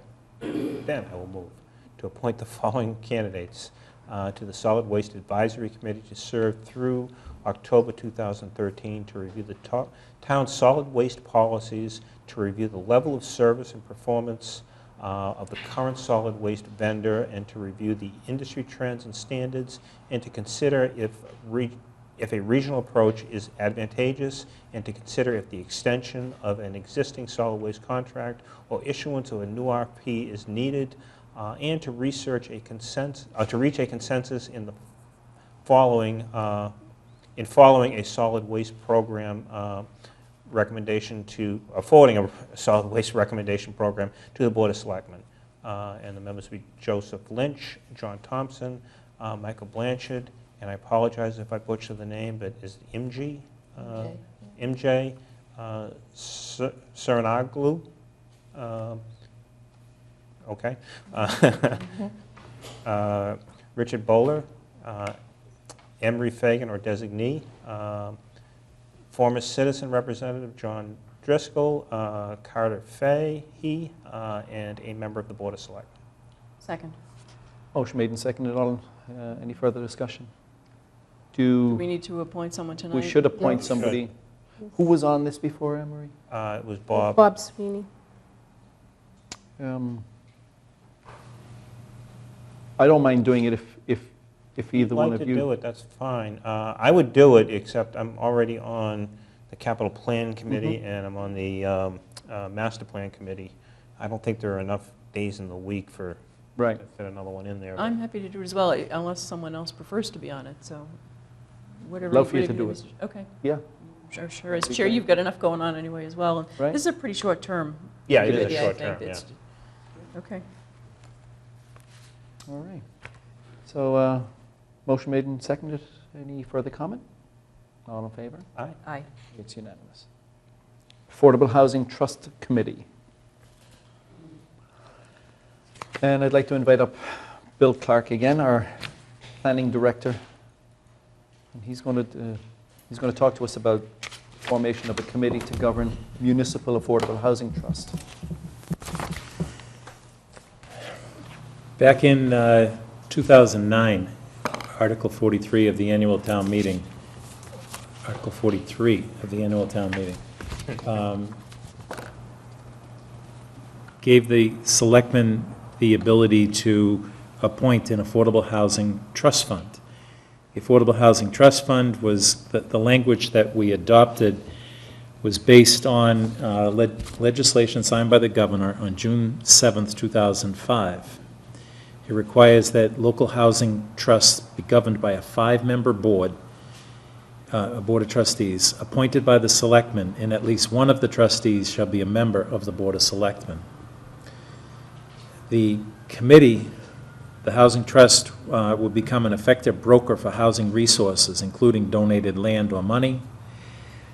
Second, it could serve as an articulate advocate for affordable housing in the community. The trust could work cooperatively with developers for profit and nonprofit on actual development projects. The fourth, that sometime in the future, the Housing Trust should seek funding to manage special projects, special programs, in order to get more affordable units. These entities can be a vehicle for the community to expedite new production efforts such as acquiring property through the Housing Support Fund and overseeing the implementation of the local housing strategies. I think it makes a lot of sense. These are 2-year appointments. Right now, we have a trust fund set up. There's virtually no money in it. We do have a trust fund set up? Yeah, it was set We up have the because we had- ability to do it. We I thought haven't we set the it up. fund up. No?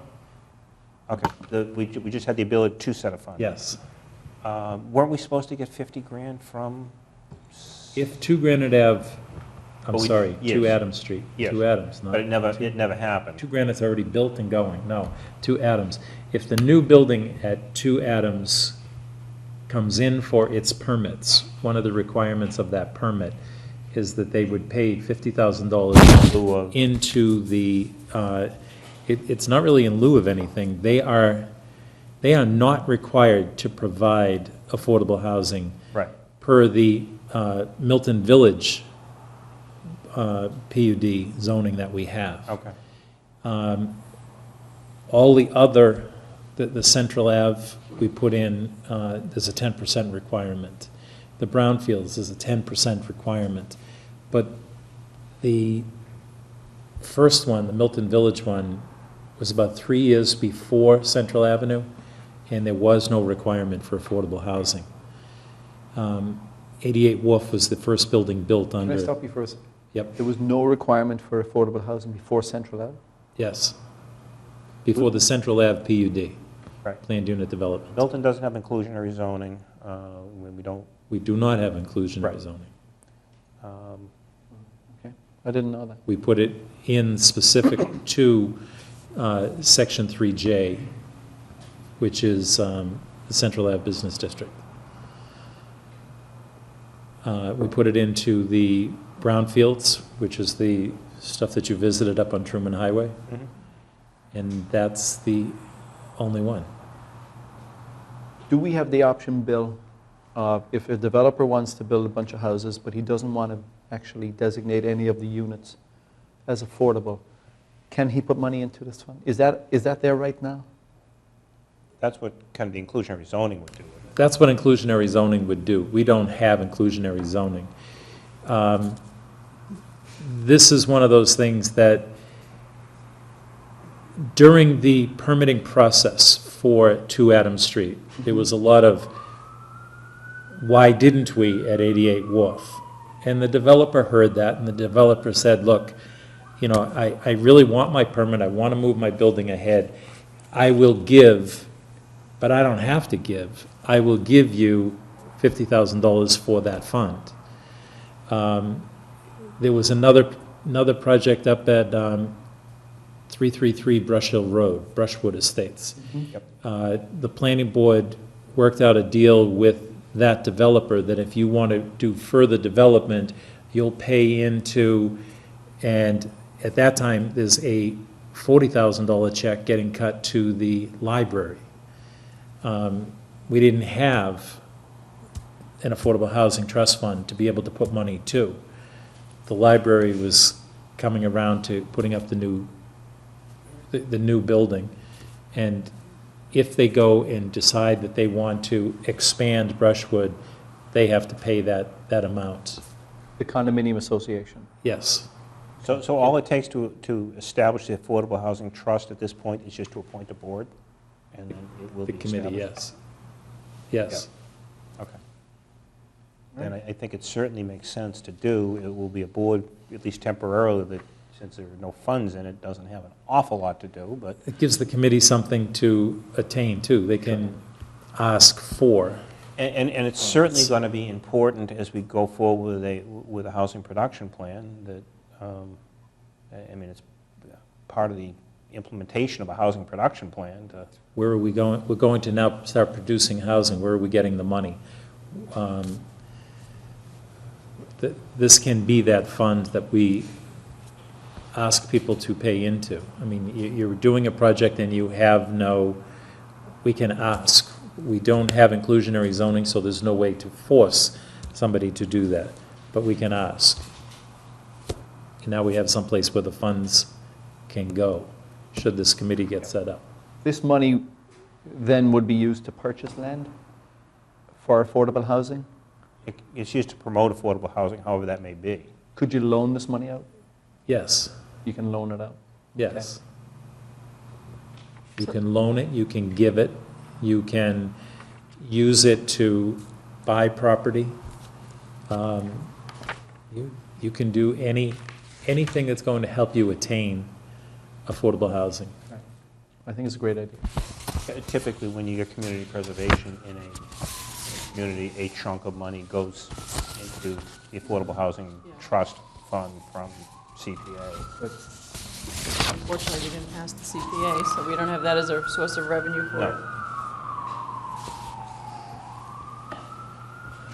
I was going to ask you about these sections. These are the ones that, so anyone who's on this board would obviously be subject to the conflict of interest laws, and you're saying they can be removed? Remove those two sections. Those two sections allow you the ability to be able to partake in the benefits of a municipal employee. Can you say that again, Bill? What would be the reason we would want Take those things. If would want to you remove go those. to, I know I sent this to you people. This is E and F? to 16. I guess it's just regular letters at that point. It goes down to E and F. E is, the trust is a public employer, and the members of the board are public employees for the purposes of Chapter 268A. The trust shall be deemed a municipal agency, and the trustees special municipal employees, which is F for the Chapter 268A. These trustees would have care and custody of the money and all the Yes. fiduciary responsibilities that go on with that, so it's not something to be taken very lightly. Yes. And in subsection H says that the books and records are audited annually. I guess that's a question of who pays for the audit. Is that something that comes out of if there is trust money, it would be You paid can for take it out of the money? trust. Yeah, it would be part of the town's audit, because it is an instrumentality of the town. Okay, But so yeah, it could it be also paid lets through by you- the town, by the audit through Powers and Sullivan? Yes. Okay. Yeah, It Powers also Sullivan would gets audit it in conjunction all with monies us. remaining in the trust at the end of any fiscal year, whether or not expended by the board within 1 year of the date they were appropriated into the trust, shall remain trust property. So it's not, if I get it, I don't have to spend it in that year. Right. I can, but having this money, having the home money that you have now, it's just one more avenue to be able to attain more, whether it's buying something or helping finance something to get more affordable housing. So what happened essentially is in 2009, town meeting authorized Yes. the selectmen to establish this fund in this committee, but nothing really has happened with it, probably because we haven't really had the funds Because we available haven't to had funds. us. Right. This came about We've been in because of the recession monies. since. Yeah. This came Well, about because of the monies that we Anticipated. anticipated from 2 Adams Street. To this point, hasn't got to fruition. But, yeah, I think we still should, I think it does make sense to establish It does make a lot of sense, yeah. Especially in light of, like I said, the pending HPP. And, Yep. So, that being said, We need another committee. we need some outreach. We need another member of the selectmen. I mean, I would certainly volunteer to be on that committee. I mean, I do have an interest in affordable housing, but, We need to identify 4 other people for the committee, since that's the minimum number, right? 5? Five is the number. minimum. And obviously, it's people who are going to be responsible for making decisions regarding trust funds, so we're going to want people who really have some, I would want someone who has some expertise in this area in affordable housing. And there's probably a few people off the top of my head I can think of who might be good candidates for this, but maybe we should give some thought to who we might want to ask to serve on at this. least one of those members should have some legal background, Yeah. certainly, because you are dealing with trust funds. Yeah. Right. Somebody with some land development issues Yeah. that familiar with. Sounds like it's something we should go forward with. I think I can think of one person too. Tom Callahan would be a good member on that. That's who I had in mind, too. Yeah, actually, yes, you're right, yeah. Yeah. He's willing to serve, but yeah, If he he's would. willing. He's probably watching. His We ears are need- burning. Okay. What do we want to do? Do we want to vote to establish this tonight, or do we want, but you mentioned we should consider removing these sections, Bill. I think you should set it up. I mean, if you, we'll come up with I guess we have to come up with a better charge, or a specific charge.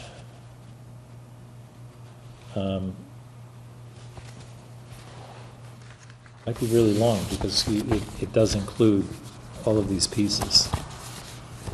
And let's go find out what Chapter 268A is, to make sure that Isn't it the it isn't what I'm conflict of thinking. I'm not sure. One of those chapters, does that deal with investment of funds? Because there is the prudent man investment rules, that's Chapter 2 something. I thought this was the conflict of interest law that It could be. required, that makes all of us special municipal employees. I don't know, and I'd have to look it up, and I should have before, but But this committee really would be governed by What this chapter? statute. What chapter is that? 268A. And the functions of the committee are really listed in the statute.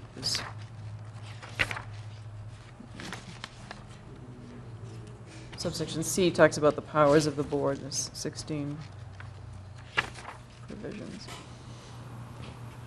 Conduct of public officials and employees is Chapter 268. Yeah, that includes the conflict of interest.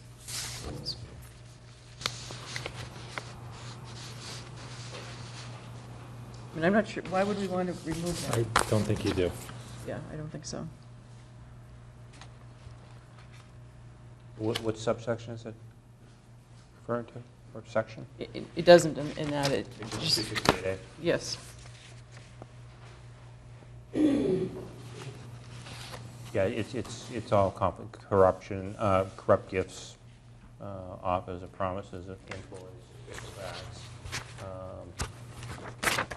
other compensation, former state employees. Yeah, it's all those conflict of interest. Yeah. So Article 43 authorized the town to establish a trust. Do we need to, it sounds like we need to establish a trust and separately establish the committee, Bill?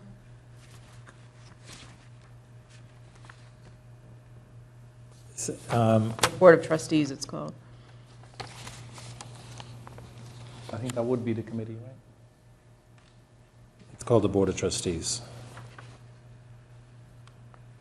The Board of Trustees shall, selectmen shall not exceed a term of 2 years. Is the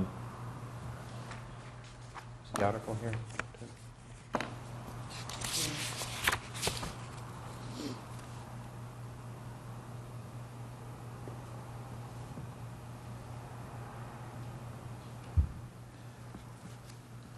I think we do have to vote to establish a trust and then appoint. And then appoint people as trustees. Yeah, I think so, based upon the wording of that.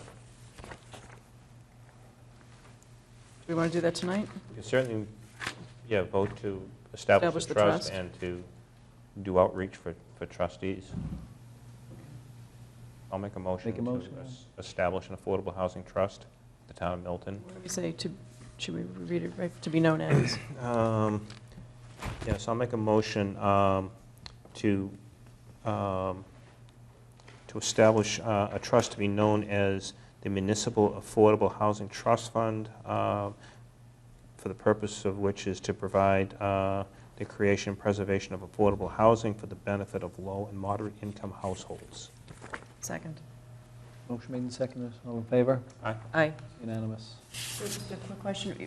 For instance, we had, at the last meeting, we had the developer and Ned Corcoran who are planning on redeveloping the Knights of Columbus building. Would this Yes. be something that the planning board, now that we're going to establish it, would this be something that the planning board might talk with that type, even for a small project like that, it's only 6 units, to try to, where they're not To ask for they're not going to do an affordable unit because it's such a small development, maybe ask for voluntary contribution to this? It could be either there or the ZBA. Okay. Okay. And it's voluntary in Yes. that case, but Yep. it'd be worth whichever board it is bringing it up and asking for it, even on a small project. I know it was brought up by one or two of the planning board members. They asked the question, is affordability in any of it? And the short answer was no, but you're right, anybody can ask. Okay. Well, thank you, Bill. You should, I think you should stay where you are because we have a discussion on the Yulin Rink. Number 17, discussion, Yulin Rink lease. Can you tell us about that, Bill? The issue is more one of the potential for a 25-year lease. And actually, I think the discussion goes more along the lines of, can we afford a 25-year lease? And if so, what do we have to have? Presently, we need a rate increase because right now the rink is running at a deficit. The rate increase, the need to be able to charge for public skating, these are something that at many other of the DCR rinks, this is something that does take place. Presently, the rink that we have needs new boards, it needs a women's locker room. And not the locker room as much as the shower. If the women want to take a shower, they have to go down to the other end, they have to go down to the visitors' locker room. The girls don't do that now. Presently, they just go home. But if there's a women's team, they could potentially close off one of the set of visitors' lockers to be able to do that. The facility needs a new chiller tower. We will be... Sorry, what? Chiller tower. Chiller tower. The new boards, that's an expensive proposition. That's $350,000. The chiller tower, I don't know what that one cost. We will be needing updated compressors. We'll be needing a new Zamboni within the next 3 years. Presently, we're using one that is 12 to 15 years old, and per the DCR, we have the best one. Curry actually bought a used Zamboni with a rotted frame, and they picked it apart, took out all the good parts, interchanged with the one that we have, and kept the old parts that anything that they could scavenge from the one that they bought. We expect that thing can go for another 3 years. When Anne-Marie and Tom went to DCR and visited with the new commissioner, they came back with showing us the Arlington lease, saying this is the lease of preference for them. Well, currently, the town of Arlington has spent $2.5 million over the last 5 years on their rink. Their lease from 2005, which DCR signed in 2008, says that they will pay $10,000 a year in rent to DCR. They haven't, until last year, paid that rent because they paid up front $2.5 million for a new roof, a new slab, new boards, new locker rooms. Arlington's just a little different than we are. They close only for 3 months out of the year. They do charge for public skating. They charge $5 and $6. It's $3 for kids under 16, $6 for adults, and then they have this special $5 rate that during some of their off-peak hours, they have hockey. You can come in with a stick, come in with your puck, you can skate around, and it's $5. And You got a pickup game? it can turn into a pickup game. It might just be somebody who's just, it's free skate, but it's for $5. And they actually do quite well with that system. Their rates are $240 for 50 minutes, $255 for 60 minutes. Most of the stuff we have is 50 minutes. And our rates are $175 and $200. Milton Youth Hockey and schools all pay the $175. Curry and the men's leagues pay $200. Here, everybody pays $240. Doesn't matter if it's youth hockey, the high school, or a men's league, it's $240. $20 of every rental goes towards bond payments. They have built in that there will be a $5 increase in rates next year. That is interesting. I mean, it's kind of, it's similar to what we're looking at here for our break-even analysis with a $75,000 capital expenditure limit. And again, what we'll be looking at is not the capital expenditure, but probably an annual debt service payment. Yes.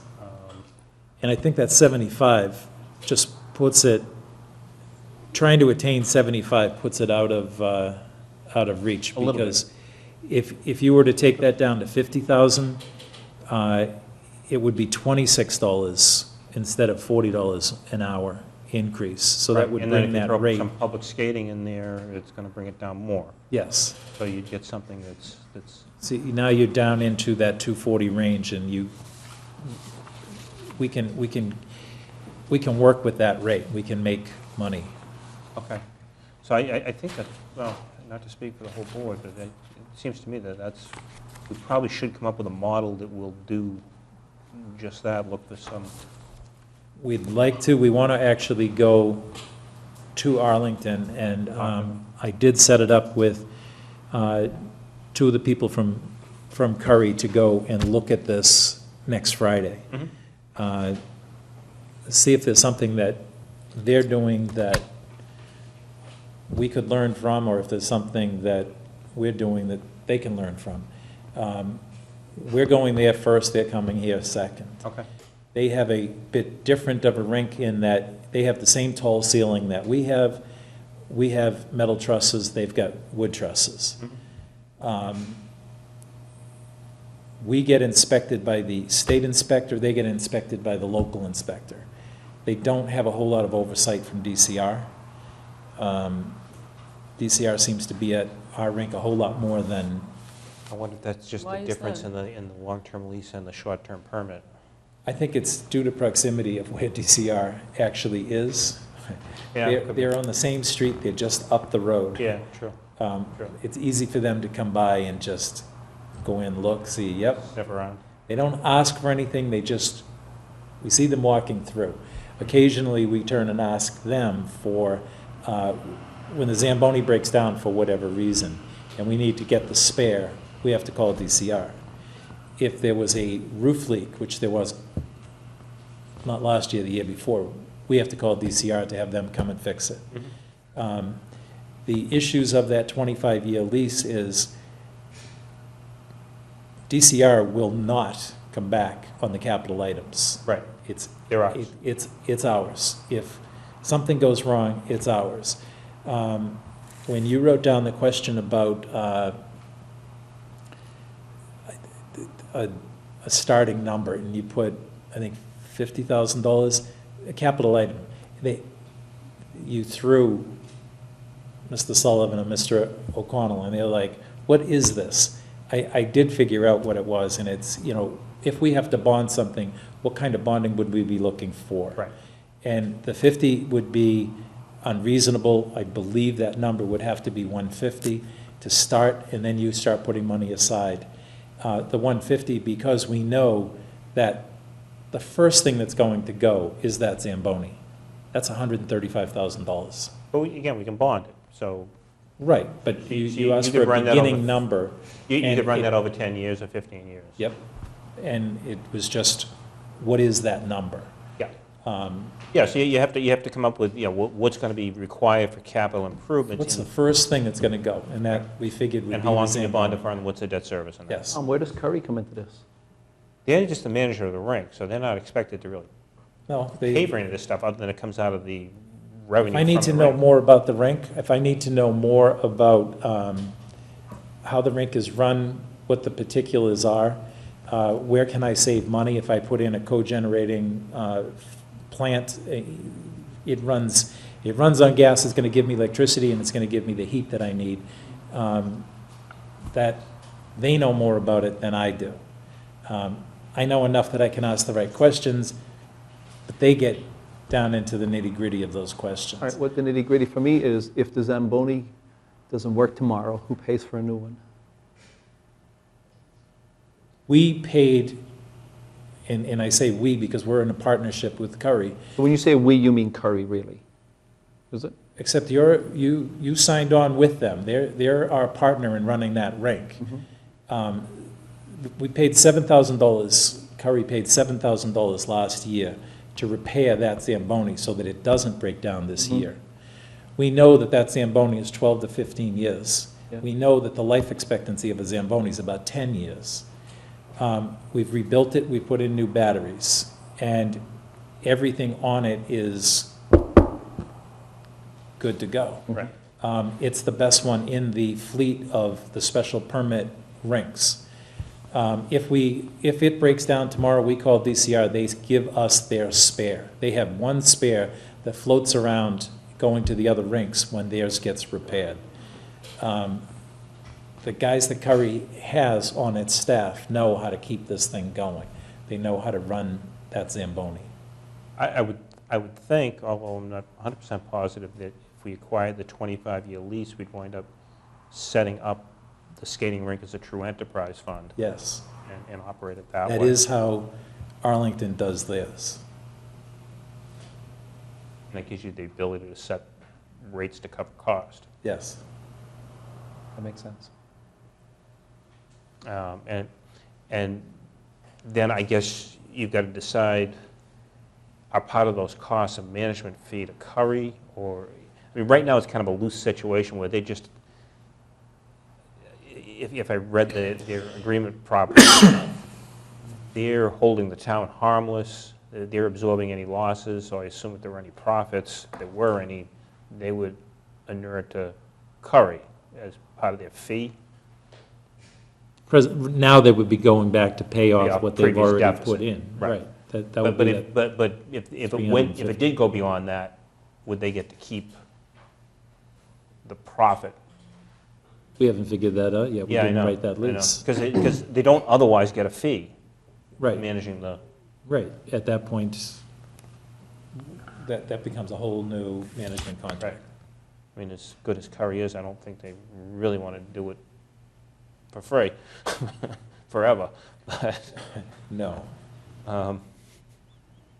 But maybe. Unless there's something in it for them, and we haven't Right, told and they them pay what for their that own ice is. time, so it's not Yes, like they do. get free ice time or anything out of it. So No, they pay before anybody else does. Right. So yeah, I would think, yeah, establish as a true enterprise fund. We'd probably have to establish some kind of a structure to pay them a management fee. if they're going to be running it. I think we have to have that model, but it's trying to understand can we make the change in the rate structure? Yes. And if we can make the change in the That's rate paramount. structure. Right. Right. If we can't do that, we shouldn't be looking at it. No. But if we can make So the change in the rate structure. I think, can yeah, do we this. should go up and see Arlington, and, you know, Yes. they can come down and see They us. actually suggested a couple of other rinks to also take a look at, so. Right, get an idea of what their model is. Yes. Let's get our model put together. They were as soon as extremely possible. forthcoming. Let's roll it out in front of DCR and test the waters. But we'll roll something out that we think that Yes. we can live with for 25 years. Mhm.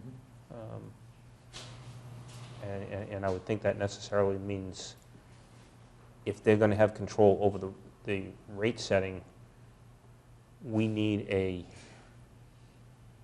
current rate and a maximum rate that is significantly above that will cover inflation as time goes on.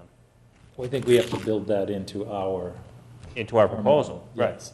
I mean, we're still, even at, even if we go to 240, we're still below what many of the other private rinks are charging. Right.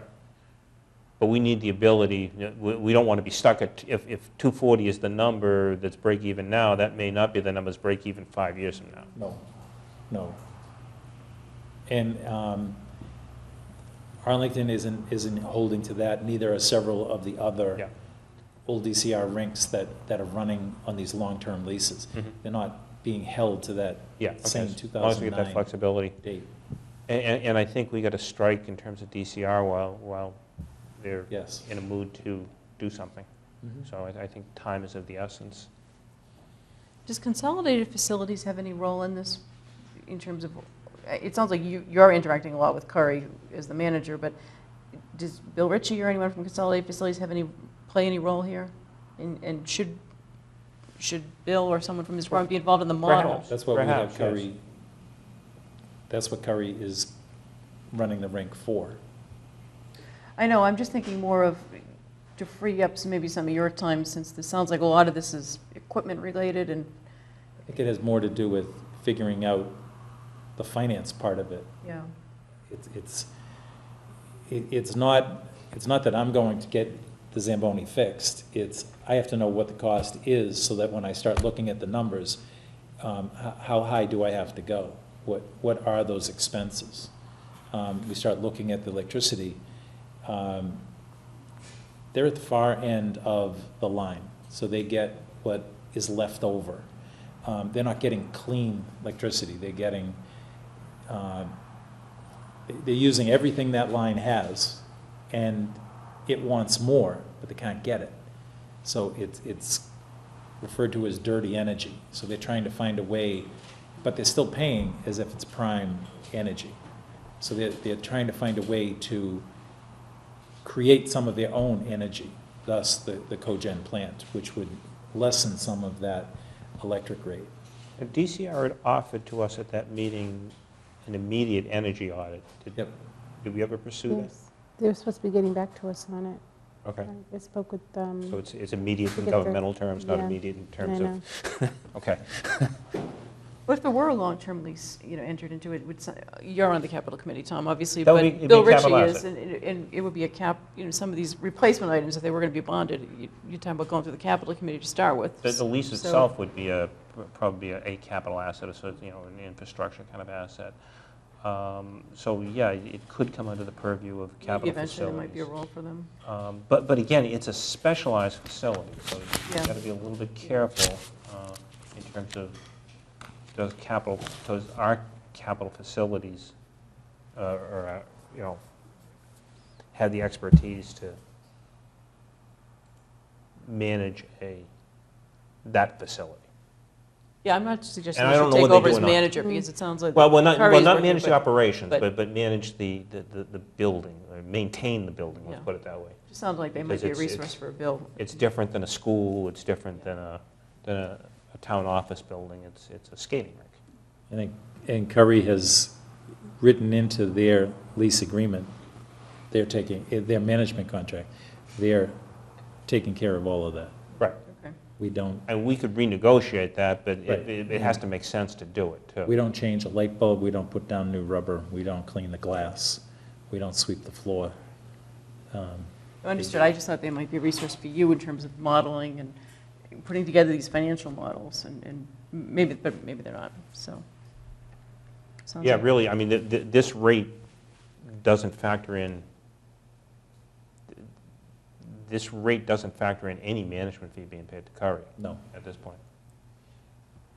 But this rate is just, Well, yeah, it's more like the It's- chiller it's- tower, the boards, the, but those are things that we have to start Those are thinking capital of. items, That's, yeah. right. That's part of that 25-year lease. $75,000 or $50,000 a year. This one here, coming up with the number that's at 270, is, as we move forward, as we're trying to, instead of having it cost us money, that's what we would have to charge to start making money. Yeah, no, I understand. that's I with the just thought 75. if we're talking about eventually, because Tom, you mentioned maybe bonding some of these, the Yep. Zamboni, the compressors, you know, consolidate facilities might have, it might be so different that they don't have any expertise in that area, but maybe they might have some I think it suggestions. depends or what advice. I think it depends what the management contract says. I'm trying to take some work off of your I know shoulder, you Bill. are. I don't know that, I'm sure Bill Ritchie will be happy with I know. Yeah. Okay, can we move on? Are we good? I think so, yeah, other than the charge to Bill to, you know, let's move forward with this thing, let's get a model, let's go to get a Arlington. proposal that we can go to them with as soon as we can. okay. And I agree, let's go out to Arlington and see what they do, and they got a couple of suggestions in terms of other rinks. Arlington, Waltham, and Peabody. Yeah, okay. Thank you, Bill. Stealing ideas is cheaper than Yes. inventing them yourself. Inventing Yes. it, Right. yeah. Well, you have to emulate success, right? That's correct. Okay, now, next on the agenda is number 18, a discussion on the bid for the purchase of the town-owned land on Central Avenue. And basically, this is the town-owned portion that joins the Hendry's building. Yep. And we put it out for bid, or an RFP, and we received back one bid. The appraised value of the building came in at $240,000. I think we all expected to get a bid at least $240,000. And it actually came in at $1,000. And it's from the owners of the Hendry's building next door. I think we shouldn't discuss it too much here. We should actually discuss it more in executive session, but Well, Our I think what we can do strategy here anyway. is just make a decision to accept or not accept that bid. And, I mean, from my standpoint, and it's not that I don't necessarily want to see the Conleys get it and for it to be part of the planned unit development there, but I have no interest in accepting a $1,000 bid. So I would certainly vote to reject the bid, and we certainly have that right. I agree. So I would make a motion to reject the bid and move forward. would you not think it's, so if we reject this bid, it doesn't even go to town meeting? Well, if we reject this bid, then we have several options. One option would be if we can convince the Conleys that they are to pay the appraised value, we still have town meeting approval to sell that property for fair value. We wouldn't have to go out to a new RFP. Or we do have the ability to just send it back to RFP and go to town meeting and ask for, you know, the vote on those two articles. So at this point, I think there's several options, but I don't think one of them is accepting a $1,000 bid, just in my opinion. Right. See, I do agree with you, Tom, but I'm looking at it objectively. I'm not sure if anybody is going to bid on this building, to be quite truthful, other than the Conleys. It doesn't. Maybe not. Maybe not, but maybe. You're right. I think that I believe there's too many things wrong with the building for anybody to buy it. You have that little piece in no man's land that's between the Henry's building and the town-owned portion. Right now, it's not making any money. And I believe we're getting $12,000 from the Henry's building per year. Is it 12,000? Something like that. Yeah. Okay. So I guess my point is, if we did accept it, which I would love not to be quite truthful, but if we did, we get everything taken down almost immediately. We get a new building put up. I'm assuming the planning board will cooperate and possibly approve it this time. And then we're generating $160,000, $170,000, maybe $180,000 a year in taxes, in new taxes, versus $12,000 that we're getting right now. Well, Is the $1,000 an insult? Of the highest degree. It is an insult. Should we accept it? I don't think so, but does it make sense to accept it? I think so. Mr. Well, Chairman, sorry, go ahead. Go ahead. Go ahead, Katie. Well, I was just, we plan to discuss our negotiation strategy in an executive session. I think there's several options we might want to think about, and we should probably do an executive session. Obviously, it's very surprising to get a bid of $1,000 for Right. property that's appraised at $240. I agree. That's actually what I was going to say. I think that you should note that you did receive this bid tonight, and I think you need to go into executive session to talk about different Yeah, strategies. the only point I was making, with though, respect- is if we're going to accept or reject a bid, that has to be done in public session. So we can do That's that now. Or we can't, or we You don't can- have to. You can do it at your next meeting as well. You don't have to Right. do it tonight. So I think that your discussion in executive session will be helpful for you as a think board to that's a good decide point. whether or not you want You to can do accept that or at the reject next the bid. meeting. All right. Should be limited in open session Okay. until you've had some time to I will still talk make about the motion to strategy. reject the bid. It can go wherever it wants. Well, I'm not going to Nobody's second gonna- it because I think we should discuss it in executive session because I think we want to talk what our strategy might be. We've got a couple of town meeting articles coming up. We've Okay.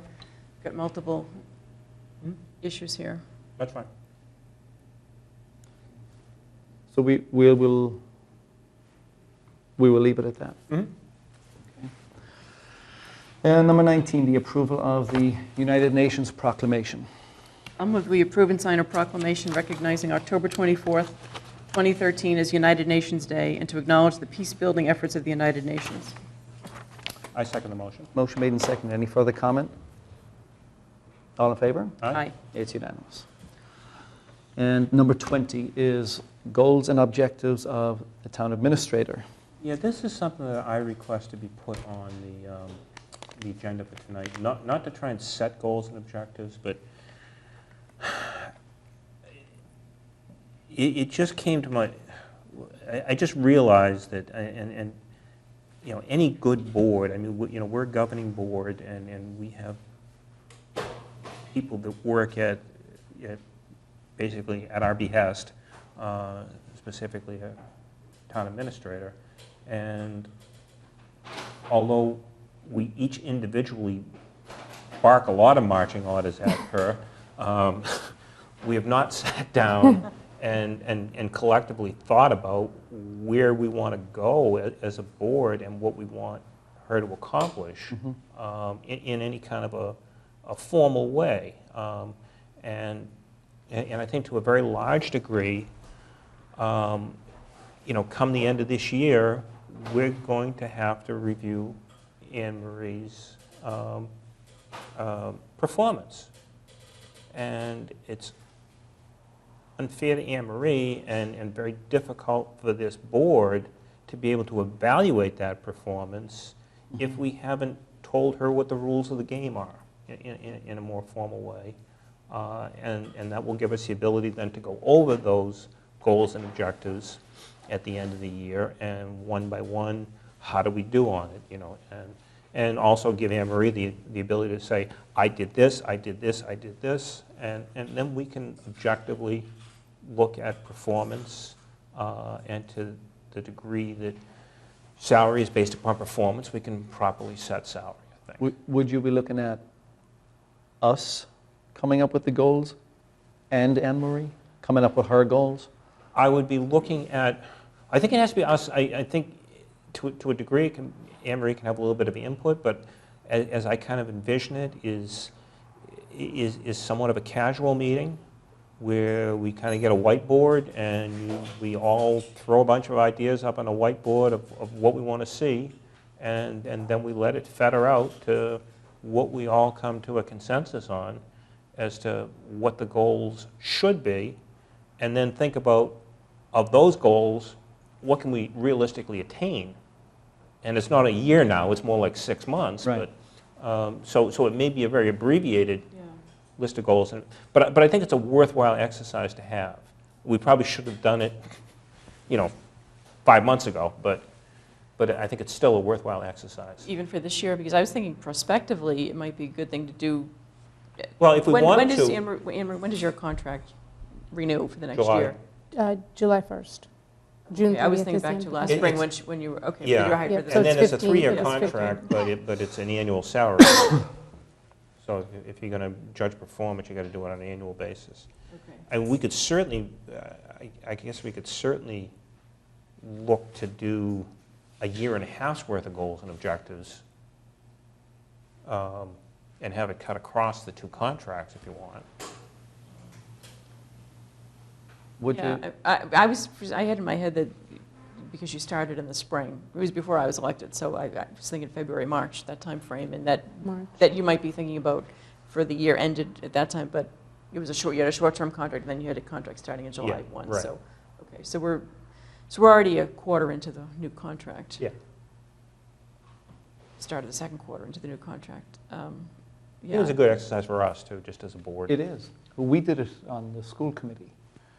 I mean, Mary Gormley has goals and objectives that she comes up with and the school committee comes up with. And we meet once a year and forget what we call it. And we discussed where she was. And then we made recommendations to her. And Yep. And it would be, I mean, it's still a public meeting, obviously. All Right. the press have every right to be there and to listen to it. I would want it, though, in a more casual, I see it as basically, a meeting where you're going to be somewhat more relaxed than a formal setting of a Board of Selectmen's meeting. So it's going to be a little bit different Board of Selectmen's meeting. And I guess, we're not going to be dressed in suits, ties, and it's just going to be, the only thing on the agenda is going to be goals and objectives, and then it's just going to be throwing things, I mean, we're all going to come in with our own ideas, and we're going to be putting them So up. you think we need a special meeting just for that? I would say, yeah, just for that, and nothing else. You're not thinking about anything else that day other than Anne Marie and goals and objectives. Throw them up on a board, see where they go. I'm sure we'll get some great ideas of what we want to see done, and try and be specific rather than general. right. It is a very good exercise. We will learn a lot. But the more you can be specific in what that goal is, the easier that goal is to obtain than a nebulous, increase revenue, reduce expenses. Yeah, that's but. Right. How was it handled in the school committee? I mean, I have a little bit of experience with this on the hospital board, but not as much. But because I'm thinking we should do it prospectively, but I'd be interested in knowing how the school committee did it. I believe, just like Tom said, we met in the superintendent's room and we used the whiteboard. And everybody had their ideas and we wrote it on the board and we crossed off some and then we spoke to Mary. This is what we would like you to achieve this year. And Mary was there at the meeting, Yeah. taking part in it. Yeah. And then Yeah, in I open think it's session, good we for her to evaluated her. hear it, I mean, yeah. we had an evaluation session at the school committee once a year. Yeah. We evaluated her performance and where she was with her goals. And I would like it in a less formal, so that we can be, I guess, more objective and not as concerned about what we say. We're just going to be throwing ideas out there that some of them may be totally off the wall. I mean, who knows what we're going to, and collectively we're going to come up with a set of real goals that are attainable. But to do that, you may go through some weird iterations. Right. And I want to feel comfortable enough in a setting that we can do that. And Yeah, we should almost come up with a number of attainable goals. It's pointless giving her goals that we know we're not going to achieve. But it may take 40 items on the blackboard or a whiteboard to come up with 10. Right. Yeah, exactly. That kind of a thing. Yeah. Or if you're going to look at it prospectively, if you're going to look at this year and throw some in for next year, then maybe it's 20. You know, I mean, you know, depends on the size of them. But I like the concept, so let me just play devil's advocate with you for a little bit here. Given the timing and given the fact that we're understaffed right now, I think like I said, I think it's a good idea. Timing-wise, I'm wondering whether we should put this off to the winter or spring and target it for July 1 when the contract starts, so that it's something that's measured over the course of a full fiscal year for an evaluation at the following year, only because I think we're juggling a lot. And I know I've mentioned a few times, I think we need to meet more often than twice a month. I think there's so many balls in the air right now that it's important, but I don't know that we have the time for it, and I don't know that Anne Marie has the time for it right now. She's in negotiations with 6 or 7 unions. She's working with the warrant committee on budget. Yep. She's still doing all the personnel functions. right, in and we town don't have an assistant in here yet, I understand. We still have an opening in the office. You know, we've got Paula and Tricia, everybody working, I think, more than full-time. So timing-wise, I think it would be a good thing, and I understand what you're saying. I do understand what you're saying, but I still think it would be a good thing in that right now the way we're doing it is individually we're all throwing things at her, and they're all our goals.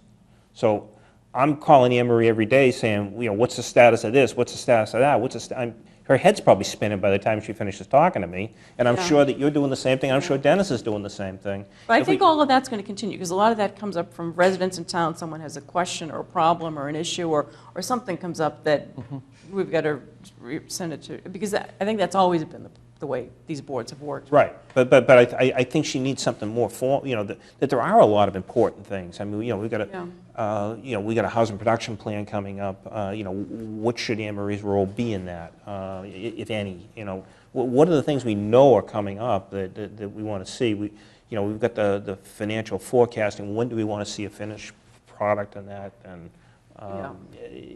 you know, those kinds of things that we really should think about, because what's occurred to me over the past almost 3 years is you look back on the year and say, and part of it's just a function of government itself. You look back and say, what did I accomplish? You know, we try to do a lot of things, but geez, Poldy's not done yet. The square's not done yet.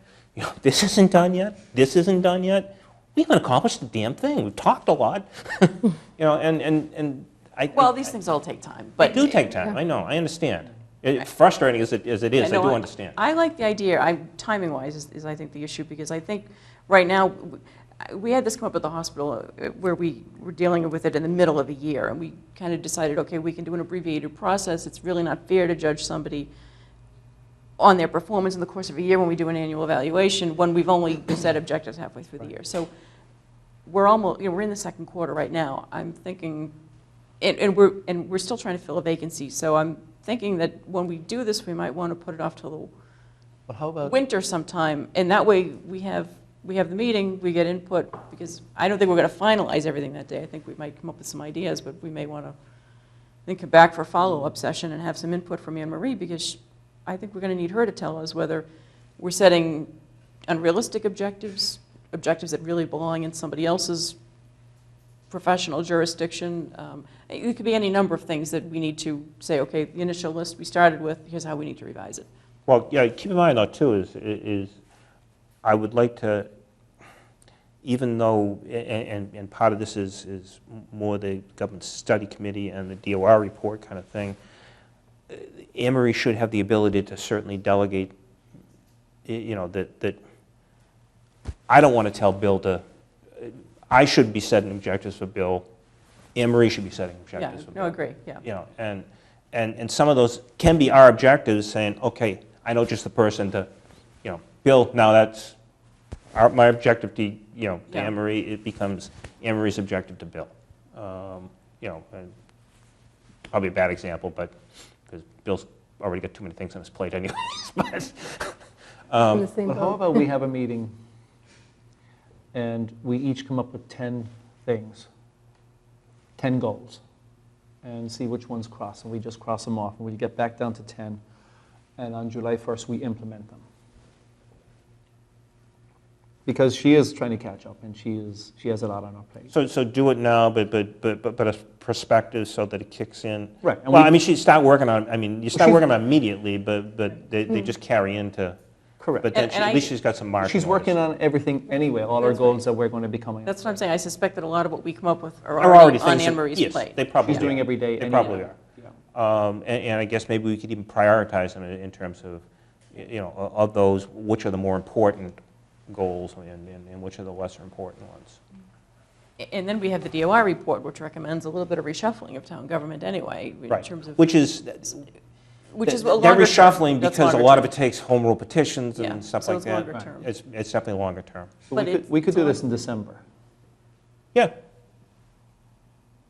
Set a meeting for December. Set a meeting for December. We can have a and Christmas party and do it. We'll at have a the Christmas party, and we'll each come up with at least It'll be a 10 public Christmas 10 party. goals. We'll write them on a whiteboard, see which ones cross, they go off, and we'll come So we'll down. buy to dinner for Laura. Happy with that? Yeah, that gives us a little time to think about it, Exactly. put our thoughts together. Yeah. Yeah, and We can determine which ones of the 10 she is actually working on then, Yep. and it'll take us a few more months to fine tune it, and by then it'll be July 1st. Yeah, and I'm fine with that. So if we did something in December in terms of having that meeting, that's fine. But it is a very good idea. I think it's a worthwhile exercise. Yeah. yeah, no, it's a good idea. Okay. December will be here before we know it anyway. I know, Yes. exactly. And Anne Marie's got enough to do before then. Yeah, all our budgets will be in, thank God. This time I'll make a motion to enter executive session to discuss collective bargaining strategy for the Milton Professional Management Association, to consider the purchase, exchange, lease, or value of real estate, the town-owned land on Central Avenue, and to discuss strategy with respect to litigation on the proposed Milton Muse project, believing that having these discussions in open session would have a detrimental effect on the bargaining, litigating position of the body, and to return to open session for the purpose of adjournment. Need a second. Second. Ms. Conlon? Yes. Mr. Hurley? Yes. Mr. Cohen? Yes. We're in executive session.